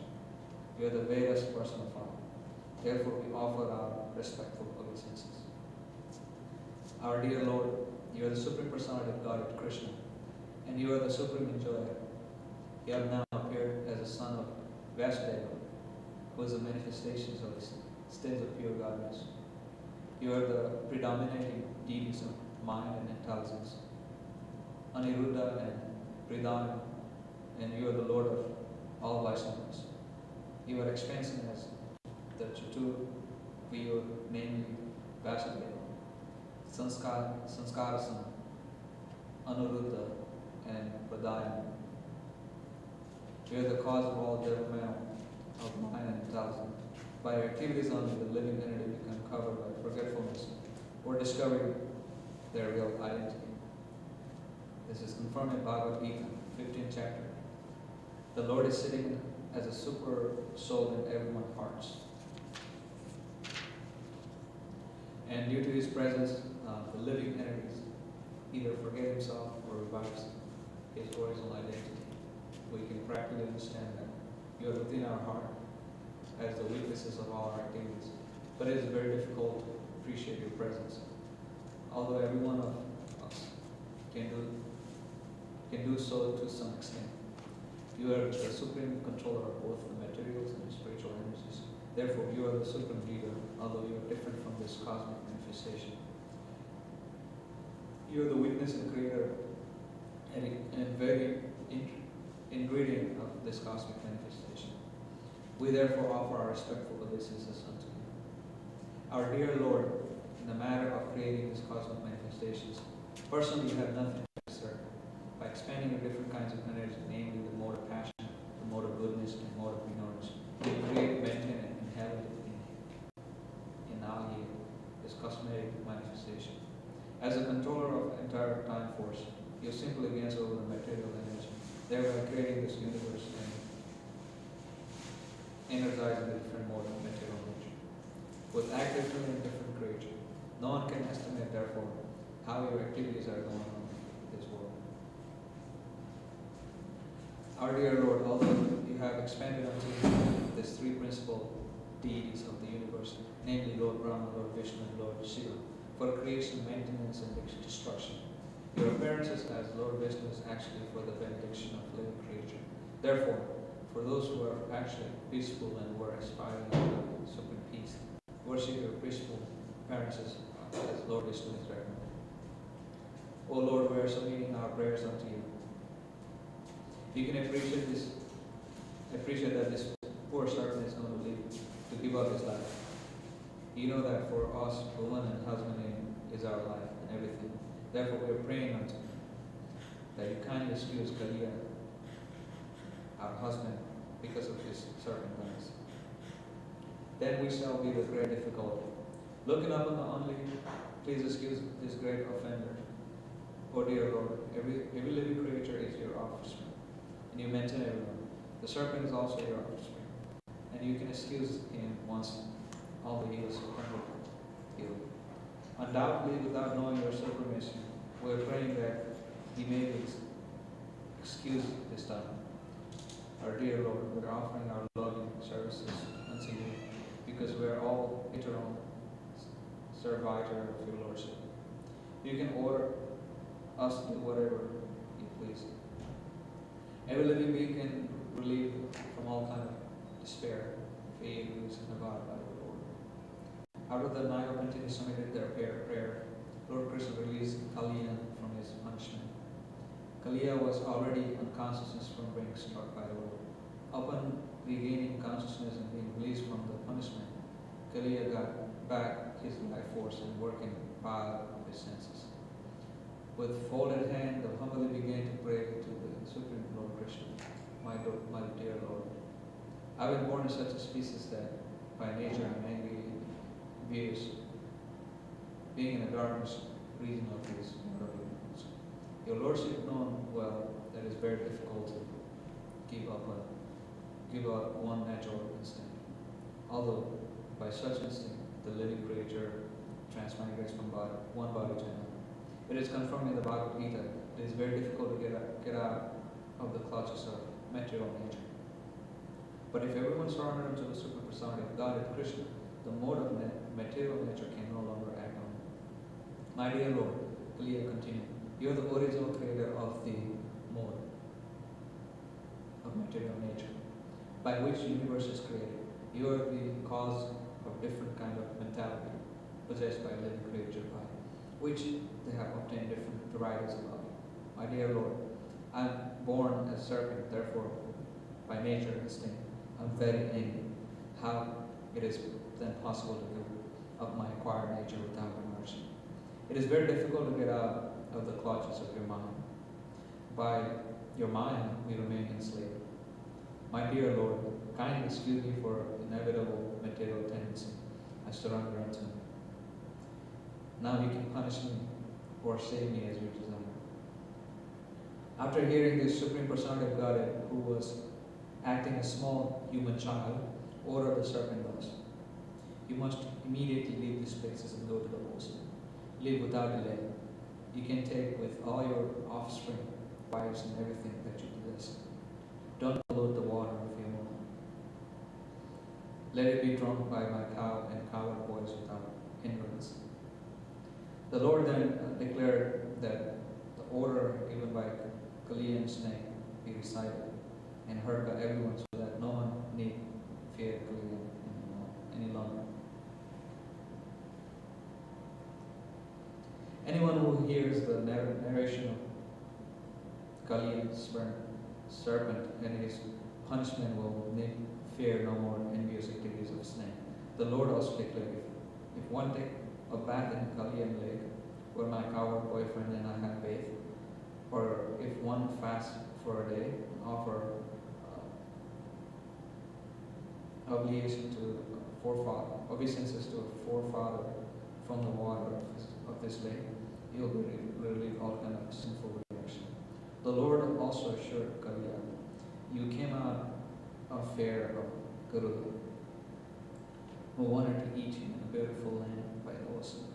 Now, after seeing the mark where I have touched your head with my lotus feet, Garuda will not disturb you. The Lord was pleased with Kaliya and his wives. Immediately after hearing his order, the snakes and his wives began to worship him with great offspring, offering of nice garments, flower, garland, jewels, ornaments, sandal, pole, lotus flower, nice eatable fruits. In this way they pleased the master of Garuda, of whom they were very much afraid. They, obeying the order of Lord Krishna, all of them left the lake within the Yamuna. Thus end the Bhakti-Dhamma purport of 16th chapter of Krishna, Sugdha and Kaliya. Chapter 17, Existing of the Forest Fire. King Parikshit, after hearing of the chastisement of Kaliya, inquired from Sukadeva Goswami as to why Kaliya left his beautiful land and why Garuda was so antagonistic to him. Sukadeva Goswami informed the king that this island known as Nagalaya was inhabited by a serpent, and that Kaliya was one of the chief serpents there. Being accustomed to eating snakes, Garuda used to come to this island and kill many serpents as well. Some of them he actually ate, but some of them were unnecessarily killed. The reptile society became so disturbed that their leader, Vishaki, appealed to Lord Brahma for protection. Lord Brahma made arrangement by which Garuda would not create disturbance. On each half moon day, the reptile community would offer a serpent to Garuda. The serpent was to be kept underneath the tree as the sacrificial offering to Garuda. Garuda was satisfied with this offering, and therefore he did not disturb any of the serpents. But gradually Kalia took advantage of the situation. He was unnecessarily puffed up by the volume of his cumulative vision, as well as by the material power, and he thought, why should Garuda be offered this sacrifice? He then ceased offering any sacrifice instead of him ate the offering intended for Garuda. When Garuda, the great devotees and carries of Vishnu, understood that Kalia was eating the offered sacrifice, he became very angry and rushed to the island to kill the offensive serpent.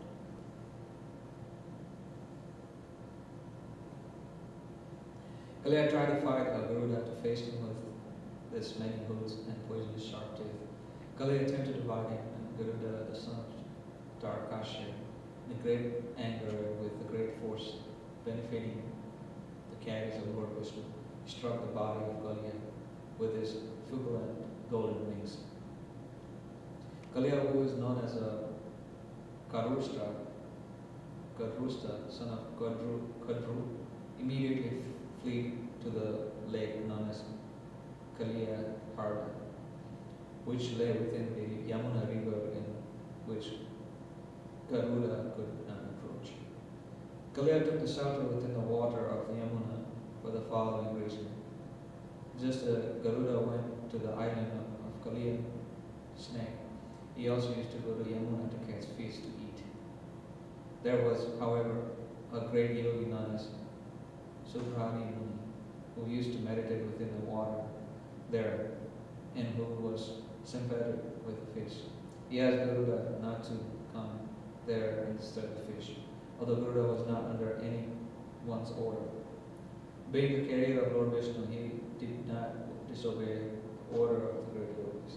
Instead of staying and eating many fish, he carried off one big fish, who was their lamb. Savari Muni was sorry that one of the leader of the fish was taken by Garuda. And thinking of their protection, and he calls Garuda with the following word. Henceforward from this day, if Garuda come here to catch fish, then I say this with my whole strength. He will be immediately killed. The curses was known only to Kalia. Kalia was therefore confident that Garuda would not be able to come there, and so he thought he would wish to take shelter of one lake within the Yamuna. But Kalia taking shelter of Subhari Muni was not successful. He was driven away from Yamuna by Krishna, the master of Garuda. It may be noted that Garuda is directly related to Super Prasad Godhead, and it is powerful that he is never subject to anyone's order or curse. Actually, the cursing of Garuda was stated in Srimad Bhagavatam to be of the structure or stature of the Super Prasad of Godhead, Bhagavan, was an offense on the part of Subhari Muni. Although Garuda did not try to retaliate, the Muni was not saved from his offensive act against the great Vaishnava personality. Due to the offense, Subhari fell down from his yogic position and afterward became a householder, since enjoyed in the material world. The fall down of Subhari Muni was supposed to be observed in spiritual bliss by meditations, is an instruction to offender of Vaishnavas. When Krishna finally came out of Kaliya Lake, he was seen by his friends and relatives on the bank of Yamuna. He appeared before them nicely decorated, smeared all over with candle Kandanapur, bedecked with valuable jewels and stones, and almost completely covered with gold.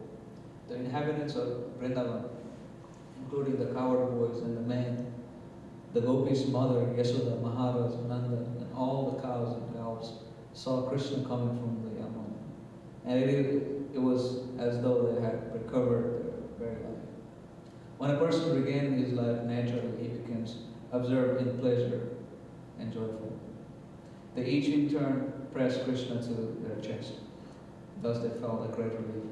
Mother Yashoda, Rohini, Maharaj Nanda, and the cowherd men became so happy that as they embarrassed Krishna, they thought they had achieved their ultimate goal of life.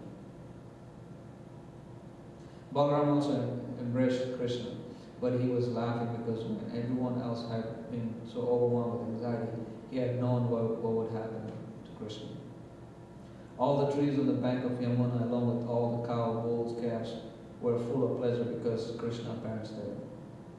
The Brahmana inhabitants of Vrindavan immediately came with their wives to congratulate Krishna and his family member. And because Brahmanas were considered to be a spiritual master of society, they offered their blessing to Krishna and his family on account of Krishna's release. They also asked Maharaj Nanda to give them some charity on the occasion. Being so pleased by Krishna's return, Maharaj Nanda gave many cows and much gold in charity to Brahmanas, while Nanda Maharaj was those who gazed. Mother Yashoda simply embraced Krishna and made him sit on her lap, while she said prayers continuously. Since it is almost night and all the inhabitants of Vrindavan, including the cows and cows, were very tired, they decided to take rest on a riverbank. In the middle of the night, while they were taking rest, there was suddenly a great forest fire. And it quickly appeared that fire would have soon devoured all the inhabitants of Vrindavan. As soon as they felt the warmth of the fire, they immediately took shelter of Krishna, the Supreme Personality of Godhead, although he was playing just like their child. They began to say, "O dear Krishna, O Supreme Personality of Godhead, our dear Balaram, the reservoirs of all strength, please try to save us from all the devouring and devastating fire. We have no shelter other than you. This devastating fire will swallow all of us." Thus they prayed to Krishna, saying that they could not take any shelter other than his lotus feet. Lord Krishna, being compassionate upon his own township people, immediately swallowed the whole forest fire and saved them. This was not impossible for Krishna because he is unlimited and his unlimited power to do anything he desires. Thus, in the Bhaktivedanta purport of 17th chapter of Krishna, extinguishing the forest fire. Chapter 18, killing the demons of Kulamabasura. Who's after you? No one has showed up. Which chapter yet? Chapter 18. How did you read that fast? Oh, I read it fast. Which? Like this chapter is not too long. One. This chapter is like 2 days. Oh, okay. So that's all. Wait, yeah, continue. After what's come, then you can come. Okay. Is Raja here? I think she was here, but she left. Okay. After the extinguishing the devastating fire, Krishna surrendered to his relatives, praying cows and bulls, and glorified by his friends, singing again into Vrindavan, which is always full of cow. While Krishna and Balaram were enjoying the life in Vrindavan in the midst of cowherd boys and girls, the season gradually changed to summer. The summer season in India is not very much welcome because of the excessive heat.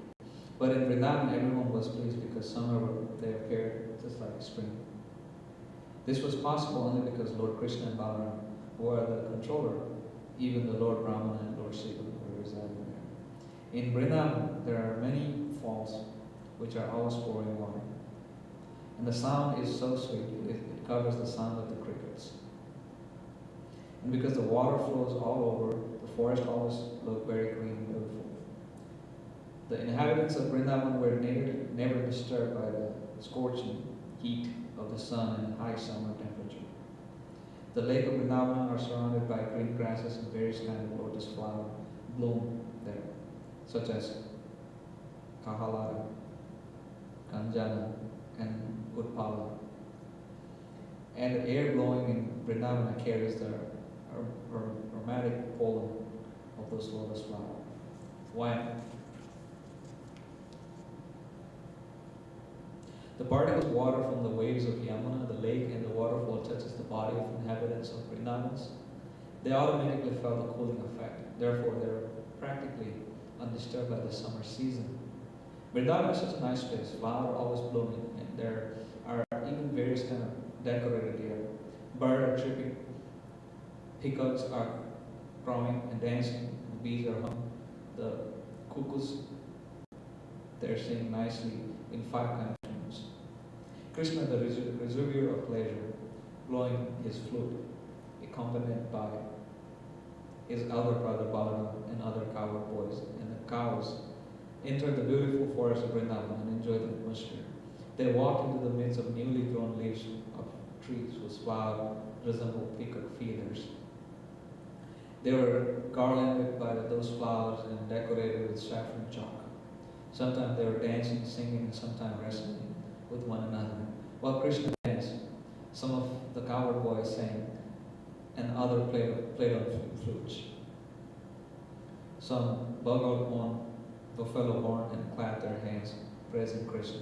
Dear brother, you are dancing very nicely. Actually, these boys were demigods descended from higher planets, just as Krishna in his pastime. The demigods grabbed in their dress of the cowherd boys were encouraging Krishna in dancing. Just as one artist encouraged another with praise. Up until that time, neither Balaram nor Krishna had undergone the haircutting ceremony. Therefore, their hair was clustered like crown feathers. They were always playing hide and seek with their boyfriend and jumping or fighting with them. Sometimes, while his friends were chanting and dancing, Krishna would praise them. My dear friend, you're dancing and singing very nicely. The boys played at catching balls with fruits such as bell and amlaka. They played blind man ball, challenging and touching one another. Sometimes they imitate the forest deer and various kinds of birds. They joked with one another by imitating croaking frogs and enjoyed swinging underneath the tree. Sometimes they would play amongst themselves like a king and his subject. In this way, Balaram and Krishna, along with all their friends, played all kinds of sports and enjoyed the soothing atmosphere of Vrindavan, full of rivers, lake, remote fine trees, and excellent garden, filled with fruits and flowers. Once, while the boys was engaged in their transcendental pastime, a great demon named Pralamapsur entered their company, desiring to kidnap both Balaram and Krishna. Although Krishna was playing as part of the cowherd boy that Supreme Personality Godhead, he could understand everything, past, present, and future. So when Pralamapsura entered their company, Krishna began to think how to kill the demon. But externally, he received him as a friend. Oh, my dear friend, he said, it is very good that you have come to take a part in our pastime. Krishna then called all of his friends and ordered them, now we shall play in pairs. We shall challenge one another in pairs. Within the proposal, all the boys assembled together. Some of them took the side of Krishna, and some of them took the side of Balaram, and they arranged to play in duel. The defeated member of dueling fight had to carry the victorious member to their back, as a horse carries its master. They began playing, and at the same time tended the cow as they proceeded through the Bandivarana forest.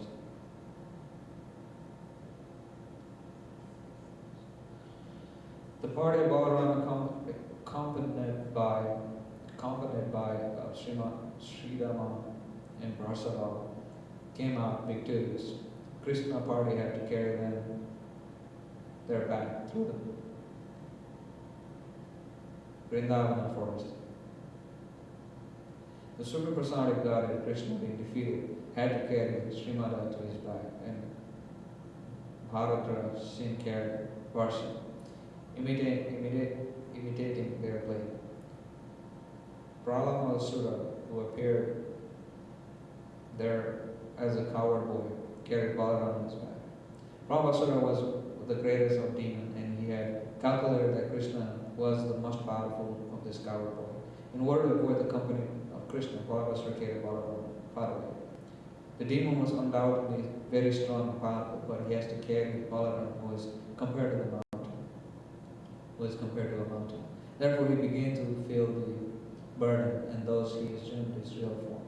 When he appeared in his real feature, he was decorated with a golden helmet and earrings and looked just like cloud and lightning carried the moon.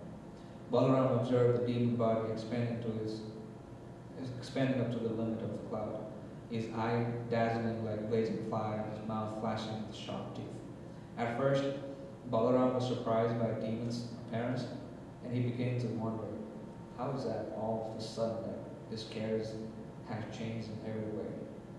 But with a clear mind, he could quickly understand that he was being carried away from his friend by a demon who intended to kill him. Immediately he struck his head to the demon with a strong fist, just as the king of the heavenly planet struck the mountain with a thunderbolt. Struck by the first of Balaram, the demon fell down to death. Just like a snake with a smashed head and blood poured from his mouth, when the demon fell, he made a tremendous sound, and it sounded like if a great hill were falling upon by struck by the thunderbolt of King Indra. All the boys then rushed to the spot, astonishing by castle scene. They began to praise Balaram with the word, "Well done, well done." All of them then embraced Balaram with great affection, thanking that he had returned from death, and they offered their blessing and congratulations. All the demigods in the heavenly planet became very satisfied and showered flowers on transcendental body of Balaram, and they have offered their blessing and congratulations for his having killed a great demon, Prahlada. Thus ends the Bhaktivedanta purport of 18th chapter of Krishna, killing the demon Prahlada. Moving on to chapter 19, devouring the forest fire. While Krishna and Balaram and their friend were engaged in the pastime described above, the cow, being unobserved, began to wander off on their own, entering farther and farther into the deepest part of the forest, allured by fresh grasses. The goat, the cow, the buffalo traveled from one forest to another and entered the forest known as ISKCON. This forest was full of green grasses, and therefore they were allured. But when they entered, they saw that there was a forest fire, and they began to cry. On the other side, Balaram and Krishna, along with their friends, could not find their animal. Then they became very much aggrieved. They began to trace the cow by following their hoof prints, as well as the path of eating grass. All the boys were fearing that their very means of livelihood, cows, were now lost. When searching out the cows in the forest, they themselves became very tired and thirsty. Soon, however, they heard the crying of their cows. Krishna began to call the cows by their respective names with a great noise. Upon hearing Krishna calling the cow, immediately replied with joy, but by this time the forest fire had surrounded all of them, and the situation appeared to be very fearful. The flames increased as the wind blew very quickly, and it appeared that everything mobile and immobile would have been devoured. All the cow and the boy became very frightened, and they looked towards Balaram and Krishna. The way was dying man looking at the picture of Supreme Personality of Godhead. They said, dear Krishna, you and Balaram are very powerful. We are now burning from the heat of this blazing fire. Let's take a shelter of your Lord's feet. We know you can protect us from the great danger. Our dear friend Krishna, we are your intimate friends. It is not right that you should suffer. It is not right that we should suffer in this way. We are all completely dependent on you, and you are the knower of religious life. We do not know anyone except you. The personality of Godhead here heard the appealing voices from his friend and casting a pleasing glance over them. He began to answer by speaking through his eyes. He impressed upon his friend that there was no cause of fear, and he assured them, don't worry, Krishna and the Supreme Mystic, the powerful personality of Godhead, immediately sought out all the flame of the fire. The cow and the boys were thus saved from imminent danger out of fear. The boys were almost unconsciousness, but when they regained their consciousness and opened their eyes, they saw that they were again in the Deva forest with Krishna. Balaram and the cows, they were astonished to see that they were completely free from the attack of blazing fire, and that the cow were saved. They secretly thought that Krishna must be not an ordinary boy, but some demigod. In the evening, Krishna and Balaram, along with the boys' cows, returned to Vrindavan, playing their flutes. As they approached the villages, the gopis became very joyous. Throughout the day, the gopis used to think of Krishna while he was in the forest. In his absence, they were considering one moment to be like 12 years. This ends the Bhaktivedanta purport of 19th chapter of Krishna, devouring the fire, forest fire.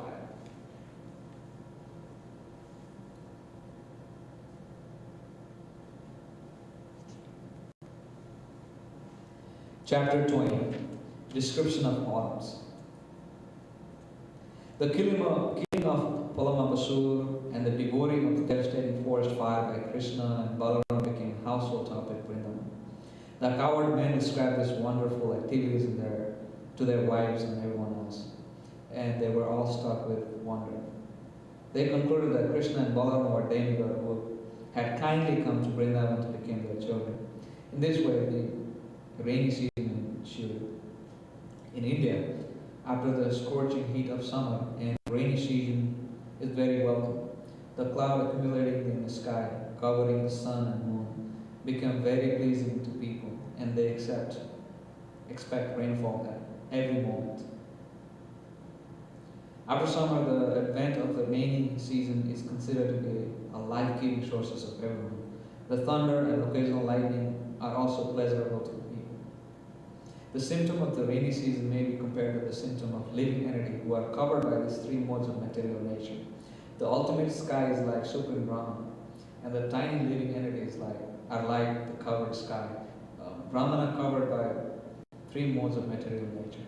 Originally, everyone is part and parcel of Brahman. The Supreme Brahman, or the unlimited sky, can never be covered by cloud, but a portion of it can be covered. As stated in Bhagavad Gita, the living entity are part and parcel of Supreme Personality of Godhead. But they are only in a significant portion of Supreme Lord. The portion is covered by the mode of material nature, and therefore the living entity is residing within the material world. The Brahma Jyoti, spiritual effluence, is just like sunshine, and sunshine is full of molecular shining particles. So the Brahma Jyoti is full of minute portion of Supreme Personality of Godhead. Out of the unlimited expansion of minute portion of Supreme Lord, some are covered by the influence of material nature, where others are free. Cloud are accumulated water drawn from the land and by the sunshine, continually for 8 months, and sun evaporates all kind of water from the surface of the globe. As this water is accumulated in the shape of cloud, which are disturbed as water when there is need. Similarly, the government enacted various taxes from the citizen, such as income taxes and sales taxes. So can you read until 5:30? Yeah. Because the Okay, yeah. I got it. Okay. It's getting interesting actually. I'm not blocking myself.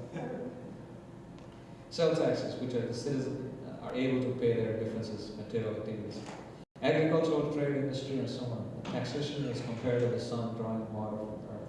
When there is again need of water from the surface of the globe, the same sun converted the water into the cloud and disturbs it all over the globe. Similarly, the taxes collected by the government must be distributed to the people again, as educational work, public work, sanitational work, etc. This is very essential for the good government. The government should not simply exact taxes for useless squandering. The tax collection should be utilized for the public welfare of the state. During any rainy season, there is a strong wind blustering all over the country and carrying cloud from one place to another to distribute life-giving water to the needy living entity. Water is urgently needed after the summer season, and thus the cloud is just like a rich man who, in times of need, distributed the money even to the point of exhausting his whole treasury. So the cloud exhausted themselves by disturbing water all over the surface of the globe. When Maharaj Dasara, the father of Lord Ramachandra, used to fight with his enemy, it is said that he approached them just like a farmer, uprooting unnecessary plant and tree. And when there was need of giving charity, he used to distribute money exactly as a cloud distributes rain. The distribution of rain by a cloud is so stumptuous that it is compared to the distribution of wealthy by a great, magnificent person. The cloud downpour is so profuse that the rains even fall on rock and hills and on oceans and sea, where there is no need for water. The cloud resembles a charitable person who opens his treasury from distribution and who does not discriminate whether the charity is needed or not. He gives the charity open-handedly. Before the rainfall, the whole surface of the globe became almost depleted of all kinds of energies and appears very lean. After the rainfall, the whole surface of the earth became green and vegetation appears to be very healthy and strong. Here a comparisons made to the person undergoing austerities of fulfillment of material desire. The flourishing conditions of the earth after the rainy season is compared to the fulfillment of material desire. Sometimes, when a country is subjuged by an undesirable government, person or party undergo several penances and austerity to get control of the government. And when they attain control, they flourish by giving themselves generous salary. This temporary profit is like the flourishing of the earth in a rainy season. Actually, one should undergo several austerities and penances only to achieve spiritual happiness. In Srimad Bhagavatam, it is recommended that tapasya or austerity should be accepted for realizing the Supreme Lord. By accepting austerity in devotional services, one regains his spiritual life, and soon one regains his spiritual life, he enjoys unlimited spiritual bliss. But if someone undertakes austerities and penances for some material gain, it is stated in Bhagavad Gita that the results are temporary and they are desired by a person of less intelligence. During the rainy season, in the evening, there are many glowworms visible about the tops of trees, either and either, and they glitter like lights. But the luminary of the sky, the stars and the moon, are not visible. Similar in the age of Kali, persons who are atheists or miscreants became very permanently visible, whereas persons who are actually following the Vedic principle or spiritual emancipation are practically observers, secure. This age, Kali Yuga, is compared to the cloudless season of the living entities. In this age, real knowledge is covered by the influence of material advancements of civilization. The cheap mental speculations, atheists and manufacturers of so-called religious principle became permanent like the globe glowworms. Whereas persons strictly following the Vedic principle or scripture injunction became covered by the cloud of this age. People should learn to take advantage of the actual luminaries of sky, the sun, moon, and star, instead of glowworms' light. Actually, the glowworm cannot give you any light in the darkness of night, as clouds sometimes clear, even in the rainy season, and sometimes the moon, star, and sun become visible. So even in a Kali Yuga, there are sometimes advantages. For example, sometimes Lord Chaitanya Vedic movement of distributing the chanting of Hare Krishna mantra is heard. People seriously eager to find real light should take advantage of this moment instead of looking towards light of mental speculator or atheist. After the first rainfall, when there is thundering sound in the cloud, all the frog begins to croak like a student suddenly engaged in reading their studies. Students are generally supposed to rise early in the morning. They do not usually arise of their own accord. However, but only when there is a bell sounded in the temple or other spiritual institution. By the order of the spiritual master, they immediately rise, and after finishing their morning duties, they sit down to study Vedas or chant Vedic mantra. Similarly, everyone is sleeping in a darkness of Kali Yuga, but when there is a great Acharya is calling only, everyone take to the study of the Veda to acquire actual knowledge. During the rainy season, many small pond, lake, revolts become filled with water. Otherwise, the rest of the year they remain dry. Similarly, materialistic persons are dry, but sometimes when they are in so-called opulent position with a home or children or a little bank balance, they appear to be forced. But immediately afterward, they became dry again, like small revolts and ponds. The poet Vidyapati said that in the society of friend, family, children, wife, etc., there is certainly some pleasure, but this pleasure is compared to the drop of water in desert. Everyone is hankering after happiness, just as in a desert, everyone is hankering after water. If in a desert there is a drop of water, it may of course be said that water is there, but the benefit from the drop of water is very insignificant. In our materialistic way of life, which is just like a desert, we are hankering after an ocean of happiness. But in the form of society, friend and mundane love, we're getting no more value, a drop of water. Our satisfaction is never achieved as a small rivulets drop of water. Our satisfaction never achieved as a small rivulets, lake, and pond are never filled within a water in the dry season. Due to the rainfall, the grass, tree, and other vegetation look very green. Sometimes the grass is covered by a certain kind of red insect.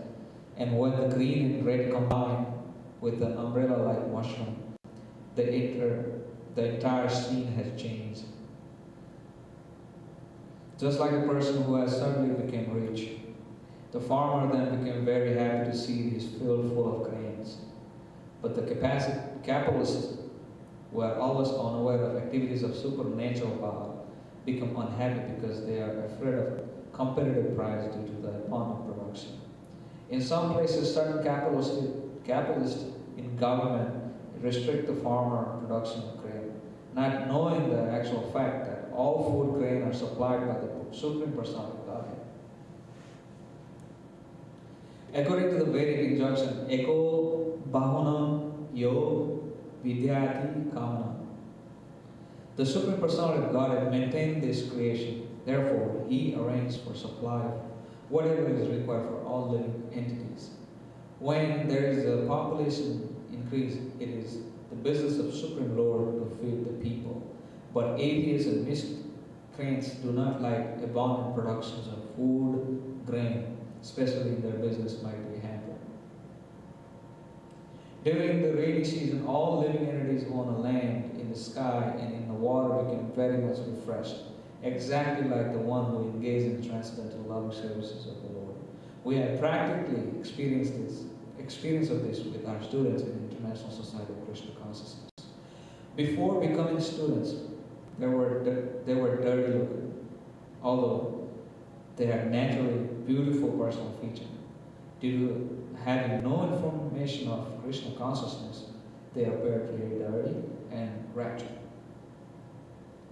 Since they have taken to Krishna consciousness, their health has improved and they're following the rules and regulations. Their bodily luster has increased when they're dressed with saffron colored clothes, with tilak on their forehead and beads on their hand, and on their neck they look exactly as if they have come directly from Vaikuntha. In the rainy season, when the rivers swell and rush to the ocean and seas, they appear to agitate the ocean. Similarly, if the person who is engaged in a mystic yoga process is not very much advanced in spiritual life, he cannot become agitated in the sex impulses. Although during the rainy season, the highest mountain was splashed by a torrent of rain, they do not change. Similarly, a person who is advanced in Krishna consciousness becomes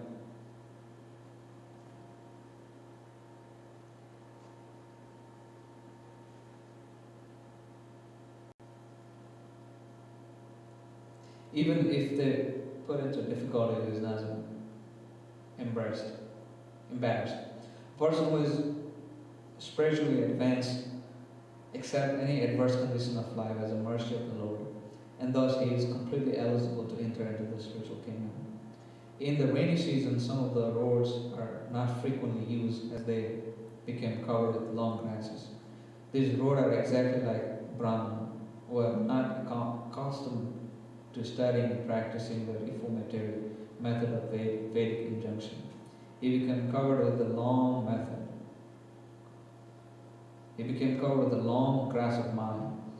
In the condition, forgetfulness of his constitutional nature, he forgets his position of eternal survivorship of the Supreme Personality of Godhead. By being deviated by the seasonal overgrowth of long grasses created by mind, a person identifies himself with the Mayic production and succumbs to illusion, forgetting his spiritual life. During the rainy season, lightning appears in one group of cloud and then immediately into another group of cloud. The phenomenon is to compare the lusty woman who does not fix her mind on one man. A cloud is compared to a qualified person because it pours rain and gives sustenance to many people. A man who is qualified similarly gives sustenance to many living creatures, such as family members or many workers in the business. Unfortunately, his whole life can be disturbed by the wife who would divorce him. When the husband is disturbed, the whole family is ruined. The children are dispersed and the business is closed, and everything is affected. It is therefore recommended that a woman desiring to advance in Krishna consciousness live peacefully with husband, and that couple not separate under any condition. The husband and wife should control the sex indulgence and concentrate their mind on Krishna consciousness so their life may be successful. After all, in the material world, a man requires a woman and a woman requires a man. When they are combined, they should live peacefully in Krishna consciousness and should not be restless like lights flashing from one group of cloud to another. Sometime, in addition to the roaring thunder of the cloud, there is an appearance of rainbow, which stands as a bow within the stream. Actually, a bow is in the curved position because it is tied at its end by the bowstring. But in the rainbow, there is such a string, and yet it rests in the sky so beautifully. Similarly, when Supreme Personality of God descended to his material world, he appeared just like ordinary human being, but his offering not resting on any material condition. In the Bhagavad Gita, Lord says that he appears by his internal potency, which is free from bondage of external potency. What is bondage? for ordinary creature of freedom, a personality of Godhead. In the rainy season, the moonlight is covered by a cloud, but it is visible at intervals. It sometimes appears that the moon is moving with the movement of the cloud, but actually the moon is still. Due to the cloud, it also appears to move. Similarly, for one who has identified himself with the moving material world, his actual spiritual luster is covering by illusion, and with the movement of material activities, he thinks that he is moving through different spheres of life. This is due to the false ego, which is the demarcation between spiritual and material existence. Just as moving cloud is a demarcation between moonlight and darkness. In the rainy season, when the cloud appeared for the first time, the peacock danced with the joy of seeing that. The peacock can be compared to a person who are very much harsh in materialistic way of life. If they can find the association of person engaged in love and devotional services of the Lord, they become enlightened and dance just like peacock. We have practical experience of this. Many of our students were dry and morose previously to their coming to Krishna consciousness, but having come into contact with devotees, they are now dancing like jewel and peacock. Plants and creepers grown by drinking water from the ground. Similarly, the person practicing stirrers become dry. But after the stir performance are completed and he gets the result, he begins to enjoy life in sense gratification, family, society, love, home, other familia. He became jolly like newly grown plants and grass. Sometimes it is seen that cranes and ducks meander continuously on the bank of the lake and river, although the banks are filled with muddy garbage and thrown in creepers. Similarly, persons who are householders without Krishna consciousness are constantly daring in material life in spite of all kind of inconvenience. In family life of any life, one can become perfectly happy without being Krishna consciousness. Srila Narottama Dasa Thakur prays that you will have an association of person, either a householder or a man in the renounced order of his life, who is engaged in the transcendental loving services of the Lord and is always carrying the holy name of Lord Chaitanya. For the materialistic person, worldly affairs become too aggressive, whereas to a person who is Krishna consciousness, everything appears to be happily situated. The barriers around the agricultural field sometimes break due to the heavy torrent of rain. Similarly, the unauthoritative aesthetic propaganda in the age of Kali breaks the boundary of Vedic injunction.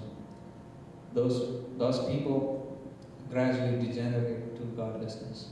In the rainy season, the cloud, tossed by the wind, deliver water which is welcome like nectar. With the Vedic followers, the Brahmanas inspire rich men like kings, members of wealthy mercantile community to give charity in the performance of great sacrifices. The distribution of such wealth is also nectarian. The four sections of human society, namely the Brahmanas, Kshatriyas, and Vaishyas, the Shudras, are meant to be lived peacefully in cooperative order.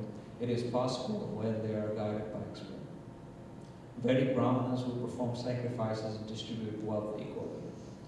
Vrindavan forest improved from the rain and was repelled with repentant dates, mangoes, blackberries, and other fruits. Lord Krishna, the Supreme Personality of Godhead, along with his boyfriend and the Lord Balama, entered the forest to enjoy the new seasonal atmosphere. The cow being fed by new grasses became very wealthy. Their milk bag were all very full. Are you supposed to read? Yes. Okay. You want to read? Yeah. Okay, let me just finish this. Sure. When the Lord called them by name, they immediately came to him out of affection. And in their joyful conditions, the milk flowed from their bag. Lord Krishna was very much pleased with passion.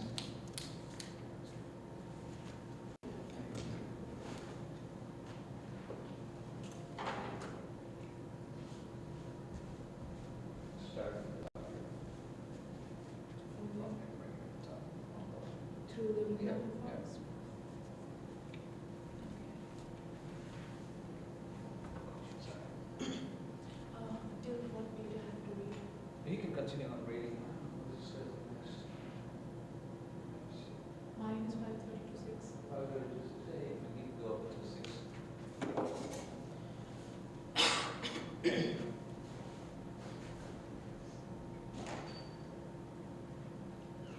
the Vrindavan forest by the side of Govardhan Hill. On the bank of the Yamuna, he saw all the trees decorated with beehives pouring honey. There are many waterfalls on Govardhan Hill, and their flowing made a nice sound. Krishna heard them as he looked into the caves of the hill. When the rainy season was not ended completely, but was gradually turning to autumn sometimes, especially when there was rainfall within the forest, Krishna and his companions would sit under a tree or within the caves of Govardhan Hill and enjoy eating the ripened fruits and talking with great pleasure. When Krishna and Balram were in the forest, Mother Yashoda used to send them some fruits, sweetmeats, and rice mixed with yogurt. Krishna would take them, sit down on a slab of stone on the bank of Yamuna, and call his friends to join him.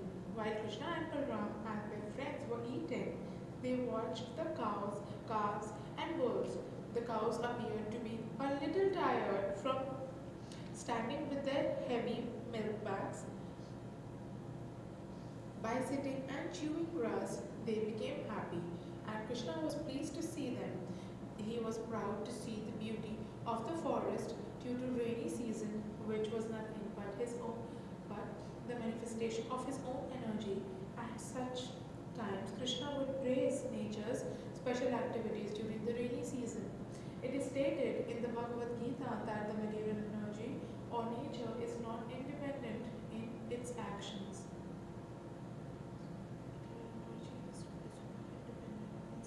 Nature is acting under the superintendence of Shri Krishna. This is confirmed in the Brahma Samhita, which states that material nature, known as Durga, is acting as the shadow of Krishna. Whatever order is sent from Krishna, material nature obeys.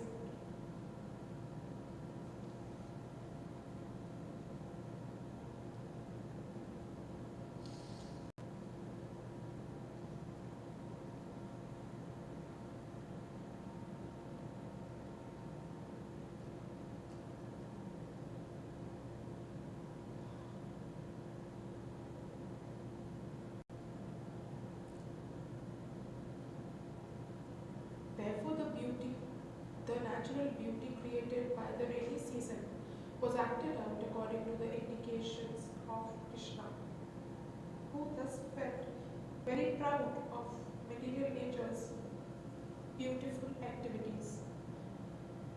While Krishna and Balram were enjoying the gifts of rainy season in this way, the autumn season gradually arrived, when all the water reservoirs become very clean and when pleasing and refreshing air blows everywhere. With the appearance of autumn, the sky was completely clear of all clouds and it recovered its natural blue color. The blooming lotus flowers in the clear water in the forest appeared like persons who have fallen down from yoga practice but have again become beautiful by resuming their spiritual life. Everything becomes naturally beautiful with the appearance of the autumn season. Similarly, when a materialistic person takes to Krishna consciousness in spiritual life, he also becomes as clear as the sky and water in autumn. The autumn season takes away the rolling down clouds in the sky as well as polluted water. Filthy conditions on the ground also become cleansed. Similarly, a person who takes to Krishna consciousness immediately becomes cleansed of all dirty things within and without. Krishna is therefore known as Hari. Hari means who takes away. Krishna immediately takes away all unclean habits from anyone who takes to Krishna consciousness. The clouds of autumn are white. The clouds of autumn are white, for they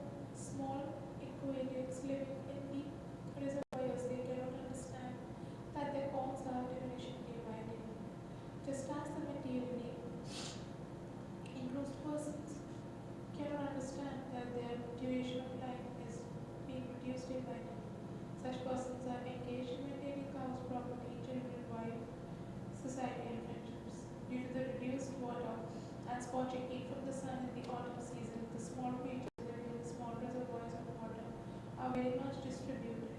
They are exactly like uncontrolled persons who are always unhappy from being unable to enjoy life or maintain their family members.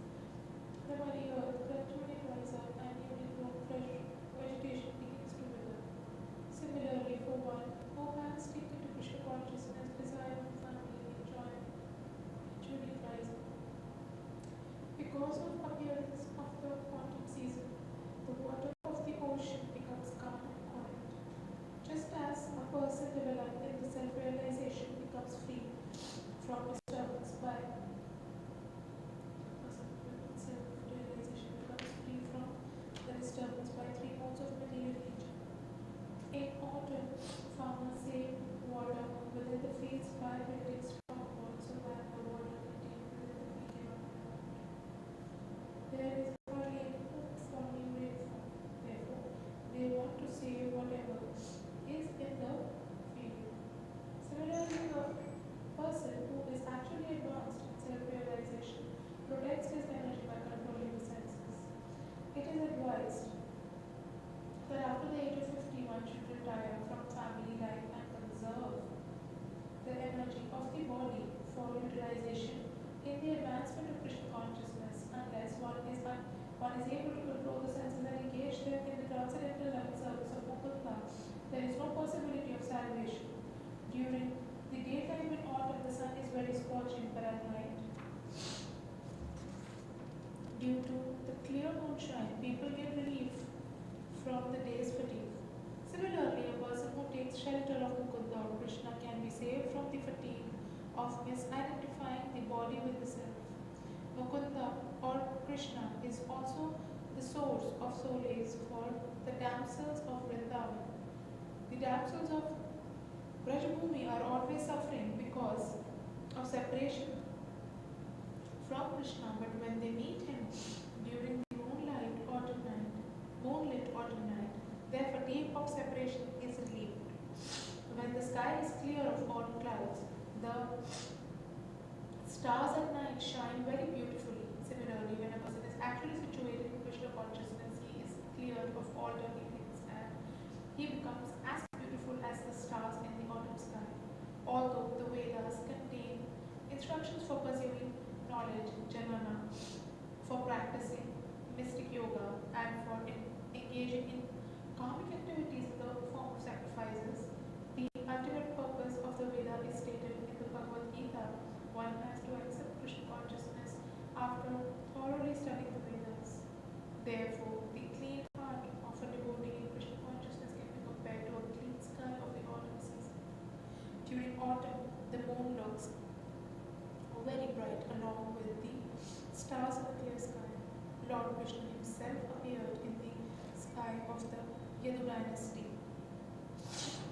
And he was exactly like the moon surrounded by the stars, or the members of the Yadu dynasty when there are ample blooming flowers in the gardens, in the forest. The fresh aromatic breeze gives great relief to the person who have suffered during the summer and rainy seasons. Unfortunately, such breezes could not give any relief to the gopis because of their heart's dedication to Krishna. People in general might have taken pleasure in that nice autumn breeze, but the gopis not being embraced by Krishna were not very much satisfied. On the arrival of the autumn season, all the cows, deer, birds, and females in general become pregnant because in that season all the husbands generally become impelled by sex desire. Such pregnant females are exactly like the transcendentalists who, by the grace of Supreme Lord, are bestowed with the benediction of their destinations in life. Srila Rupa Goswami has instructed in his Upadeshamrit that one should execute devotional service with great enthusiasm, patience, and conviction, and should follow the rules and regulations, keep oneself clean from material contamination and stay in association of devotees. By following these six principles, one is sure to achieve the desired results of devotional service. For one who patiently follows the regulative principles of devotional service, the time will undoubtedly come when he will achieve the desired results, such just as the females reap results by becoming pregnant. During the autumn, the lotus flowers in the lakes grow in large numbers because of the absence of lilies. Both the lilies and the lotus flower grow by sunshine, but during the autumn season, the scorching sunshine helps only the lotus. This example is compared to a country where the king or the government is strong. The unwanted elements like thieves and robbers cannot prosper. When the citizens become confident that they will not be attacked by robbers, they develop their great satisfaction. A strong government is compared to the scorching sunshine in the autumn season. The lilies are compared to unwanted persons like robbers, and lotus flowers are compared to the satisfied citizens. During autumn, the fields become filled with ripened grain. At that time, the people become happy over the harvest and observe various ceremonies such as Navana, the offering of new grain to the Supreme Personality of Godhead. The new grain is first offered to the deities in various temples, and all are invited to take sweet rice meat with this new grain. There are other religious ceremonies and methods of worship, particularly in Bengal, where the greatest of all ceremonies is held, called Durga Puja. In Vrindavan, the autumn season was very beautiful. Then, because of the presence of Supreme Personality of Godhead, Krishna and Balaram, the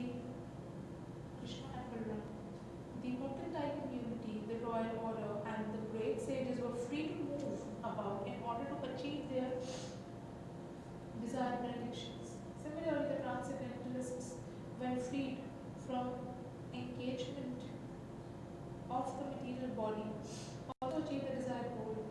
During the rainy season, the mercantile community cannot move from one place to another, so do not get their desired profit.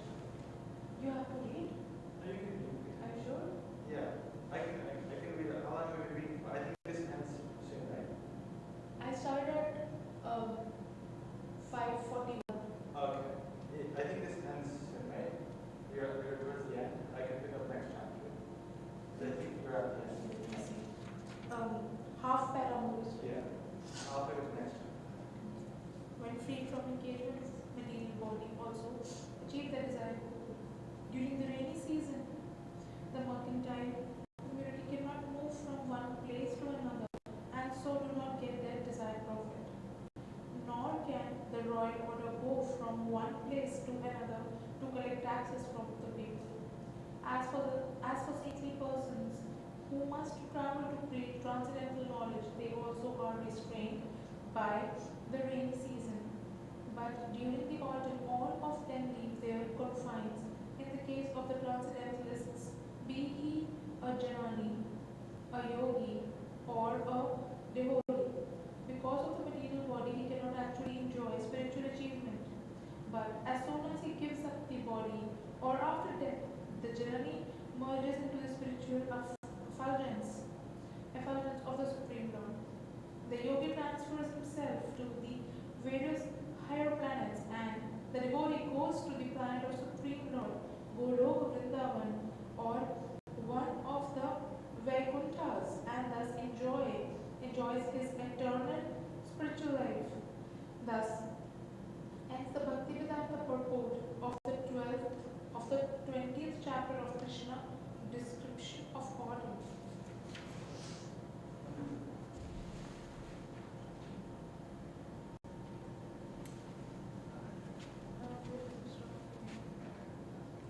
Oh, you had the 6 p.m. slot. Well, I don't know if anybody signed up. Nobody signed up. Well, I am here once you are tired of reading and reading. No, thank you. My brother's here too, so if you get tired, my brother's here too. No problem. So we have until 6 or 7? The last slot I saw was the 5:30s one. Oh, 5:37. Yeah. Okay. So now it's reading the sunshine. I thought maybe 6 p.m. was your slot, so I stopped reading I know. because I started at 5:40. Yeah. So. We were supposed to, I think, we were going to send it for 5:30, but we should just send that because if we have to do something else, then we would have to, not be able to do it, you know, do it. Is So. something downstairs? I want to drop the sabudana khichdi. I'm not sure. Check. I think someone should be downstairs. Okay, Yeah. I am right here. Once Okay. you're tired, you can. Yeah. Thank you.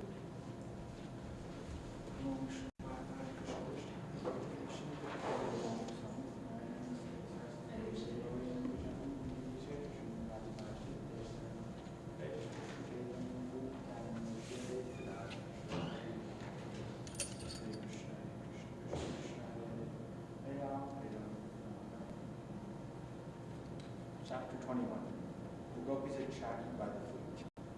With the arrival of the beautiful autumn season, the waters in the lakes and rivers became as clear as crystal and filled with fragrant lotus flowers.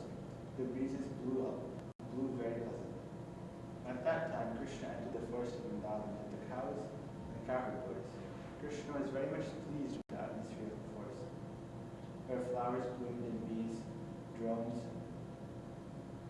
hummed very jubilant.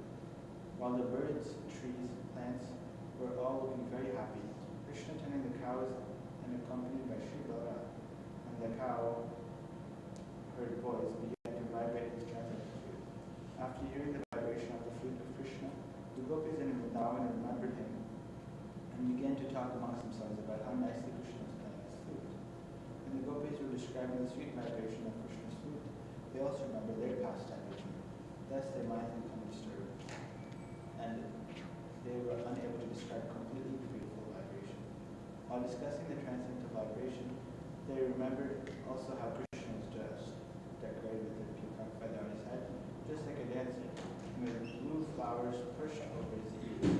His garment glowed yellow gold, and he was colonnaded with radiant unicorns.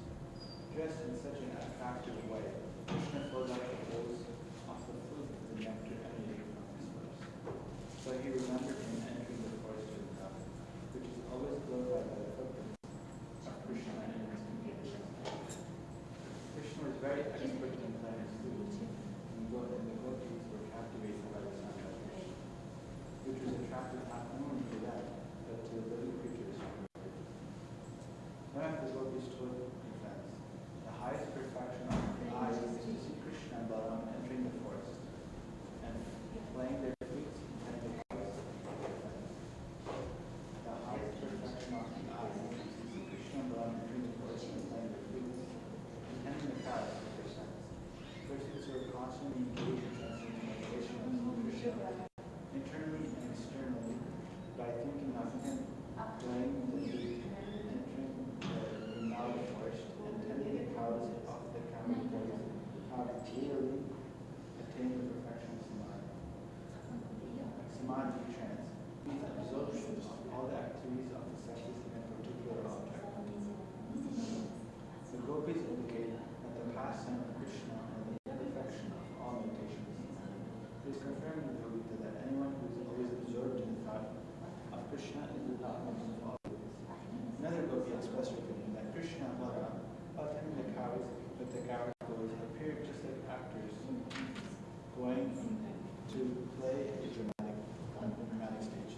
Krishna was dressed in glowing garments of yellow, Balaram in blue, and they held new twigs of mango, peacock feathers and bunches of flowers in their hands, dressed with garlands of lotus flowers. They were sometimes seen very sweetly among their friends. One gopi told her friends, how is it that Krishna and Balaram are looking so beautiful? Another gopi said, my dear friends, we cannot even think of his bamboo flute. What sort of pious activities did it execute so that it is now enjoying the nectar of the lips of Krishna, which is actually the proprietary property of his goodness. Krishna sometimes kisses the gopis, therefore the transcendental nectar of his lips is available opening to them. So the gopis asked him, how is it possible that the flute, which is nothing but bamboo, is always engaged in enjoying the nectar of Krishna's lips? Because the flute is engaged in the service of the Supreme Lord, the mother and father of the flute must be very happy. The lakes and the rivers are considered to be the mothers of the trees, because the trees simply live by drinking water. The lakes, because the trees live simply by drinking water, so the water of the lakes and rivers endow them and a happy life. Full of bloom and lotus flowers, because the water is drinking. How is it that our son, the bamboo, is enjoying the nectar of Krishna's lips? The bamboo trees that by the bank of the river and the lakes were also happy to see their descendant so engaged in the service of God. Just as a person are advanced in transcendental knowledge, their pleasure in seeing overwhelmed with joy and were incessantly celebrating the honey, which flowers from the beehives. Another book spoke thus to their friend Krishna. My dear friends, our Vrindavan is spoken to boys of the entire earth because this planet is growing boys for Prince of Besides that, when Govind plays his flute, the peacocks recently become 56 months. mad, as if they had heard the rumbling of the clouds. All the animals, trees, and plants, either on top of Golden Hill or in the valley, see the dancing of the peacocks.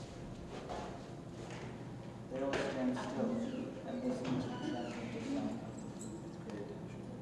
We think that this form is not possible or available on any other planet. Although the gopis were village commoners, they had extensive Vedic knowledge. Such is the effect of Vedic civilization. People in general would learn the highest truths of Vedas simply by reading them off their teachers. Another gopi said, my dear friends, just see the deer. Although they are dumb animals, they have approached the son of Krishna. Not only are they attracted by the dress of Krishna and Balaram, but as soon as they hear the flute playing off the flute, the deer along with their husbands offer respectful obeisances onto the lotus who were looking at them gravely. The gopis were envious of the deer because the deer were able to offer their service to Krishna along with their husbands. The gopis thought to themselves that they are not so fortunate because whenever they would want to go to Krishna, their husbands were very not happy. Another gopi said, my dear friend, you are so nicely dressed that you refuse to be impetus into various kinds of ceremonies followed by the women folk. Even the wives of the denizens of heaven are attracted after hearing the transcendental song on his flute. Although they are traveling there in their kind of airplanes, enjoying the company of their husbands, when they become they completely become perturbed. Their hair is loosened and their tight. This means that transcendental sound of the flute of Krishna extends to all the corners of the universe. Also, it is significant that the gopis knew about the different kinds of dress and another gopi said to the dear friends, the cow are also charmed as soon as they hear the transcendental sound of the flute of Krishna. It sounds to them like the pouring of nectar, and they immediately spread their long ears just to catch the liquid nectar of the flute. As for the cows, they are seen with the nipples of their mothers pressed in the mouth. They remain struck with the devotion, and tears glide down from their eyes, illustrating the desire that they are Krishna. These phenomena indicate that even without the cows in the mouth, you have to fight Krishna and embracing pleasure. Actually, the perfection of Krishna consciousness can be culminated in the shedding of tears from the eyes. Brother said he's going to come in The birds were all looking at Krishna on his flute, sitting very comfortably on the bench in the trees.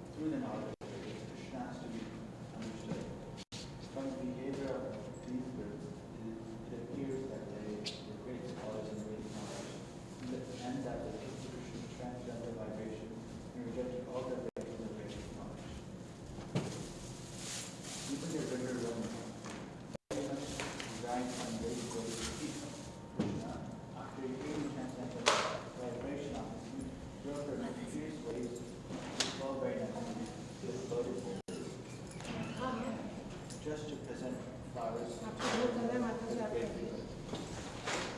Anything else, Scorching heat of autumn sunrise was sometimes intolerable, and therefore the clouds inspired great symphony above Krishna. Mine is non-ekadasi. Mine is a Kavachari. माता जी इसका ध्यान रखिएगा, non Ekadashi को अलग रखिए और एकादशी वाले का अलग बनाइएगा। आपका नाम Ekadashi. You can fully satisfy the near their faces and breath with the dust of the night, which are reddish by the touch of Krishna's holy feet. The Aborigines have very full breasts and they were very lusty, but when their lovers touched the breast, they were not very much satisfied. They came out in the midst of the forest and saw that Lord Krishna was walking on the leaves, which were the entering reddish from the deep powder, which fell from his lotus feet. This lotus feet were held by the lotus on the grass churches, were smeared with kumkum powder. When Krishna travels in the mountain,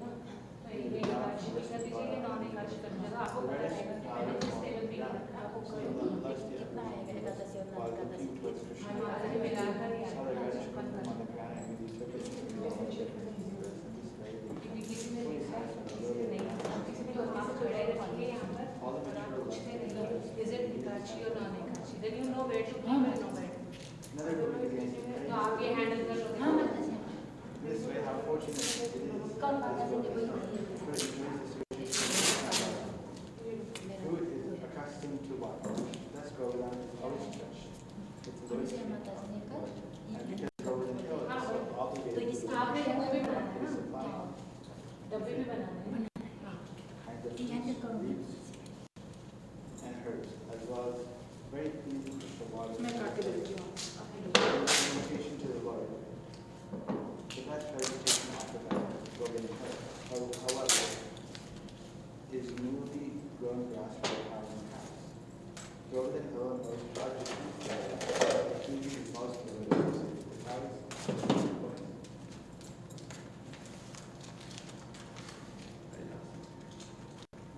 Another book, he said, everything appears wonderful when Krishna and Balaram travel in the forest of the mountain and trees. Krishna and Balaram play with the transcendental foods. Living creatures become stunned and the non-living creatures like trees and plants begin to show ecstasy. These wonderful reactions to the transcendental foods of Krishna and Balaram. Krishna and Balaram heard कोई नहीं आप लोग किसी माता जी में आपको दे देंगे while milking cows, binding cows, inch wide as a small book. Wrote almost all the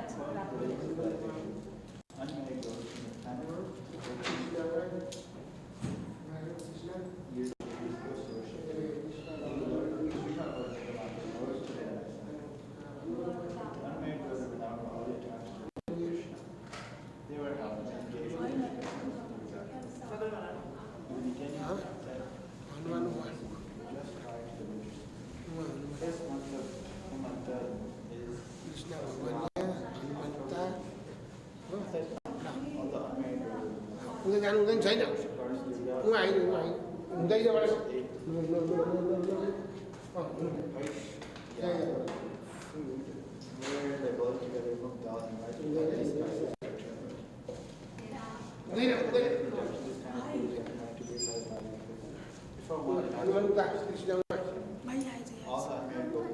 हनुमानुमा पढाऊ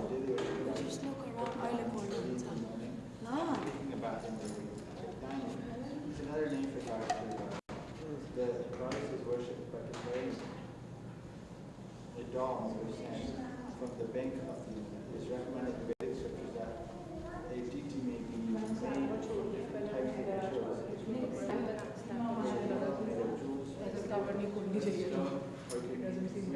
What do you say if I...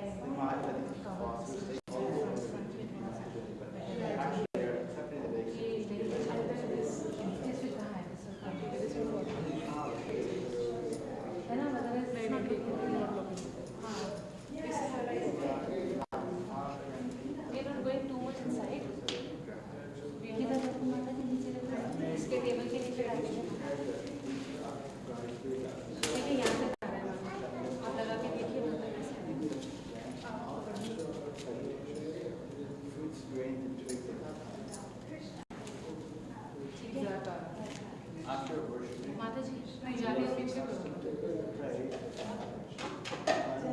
पुजारी रूम से पिन्स लाती है, सेफ्टी पिन्स। हाँ, आप लगाना शुरू कीजिए उसके साथ। जहाँ जहाँ लगी है आप लगा दीजिए। मेरे साइड पे नहीं है इसलिए मैं लगा। ये सेफ्टी पिन एक्चुअली वेल्क्रो पर दबा पकड़ने के लिए मतलब कि एक शो की सांस में पकड़ लेगा ये इसका गुड क्वेश्चन। के ऊपर अपना खाना भी तो आ जाएगा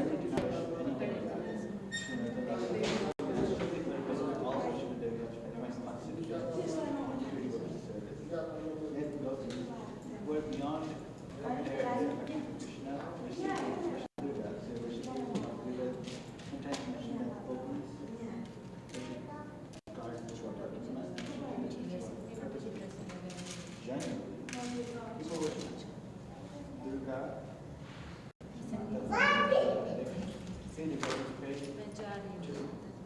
goddess to be the wife of Krishna. That Krishna is accepted activity. Everybody can adopt any means to achieve that goal.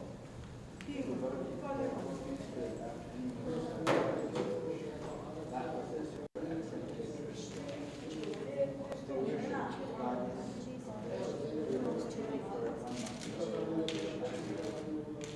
every day they prepare for Krishna. Early in the morning, they go to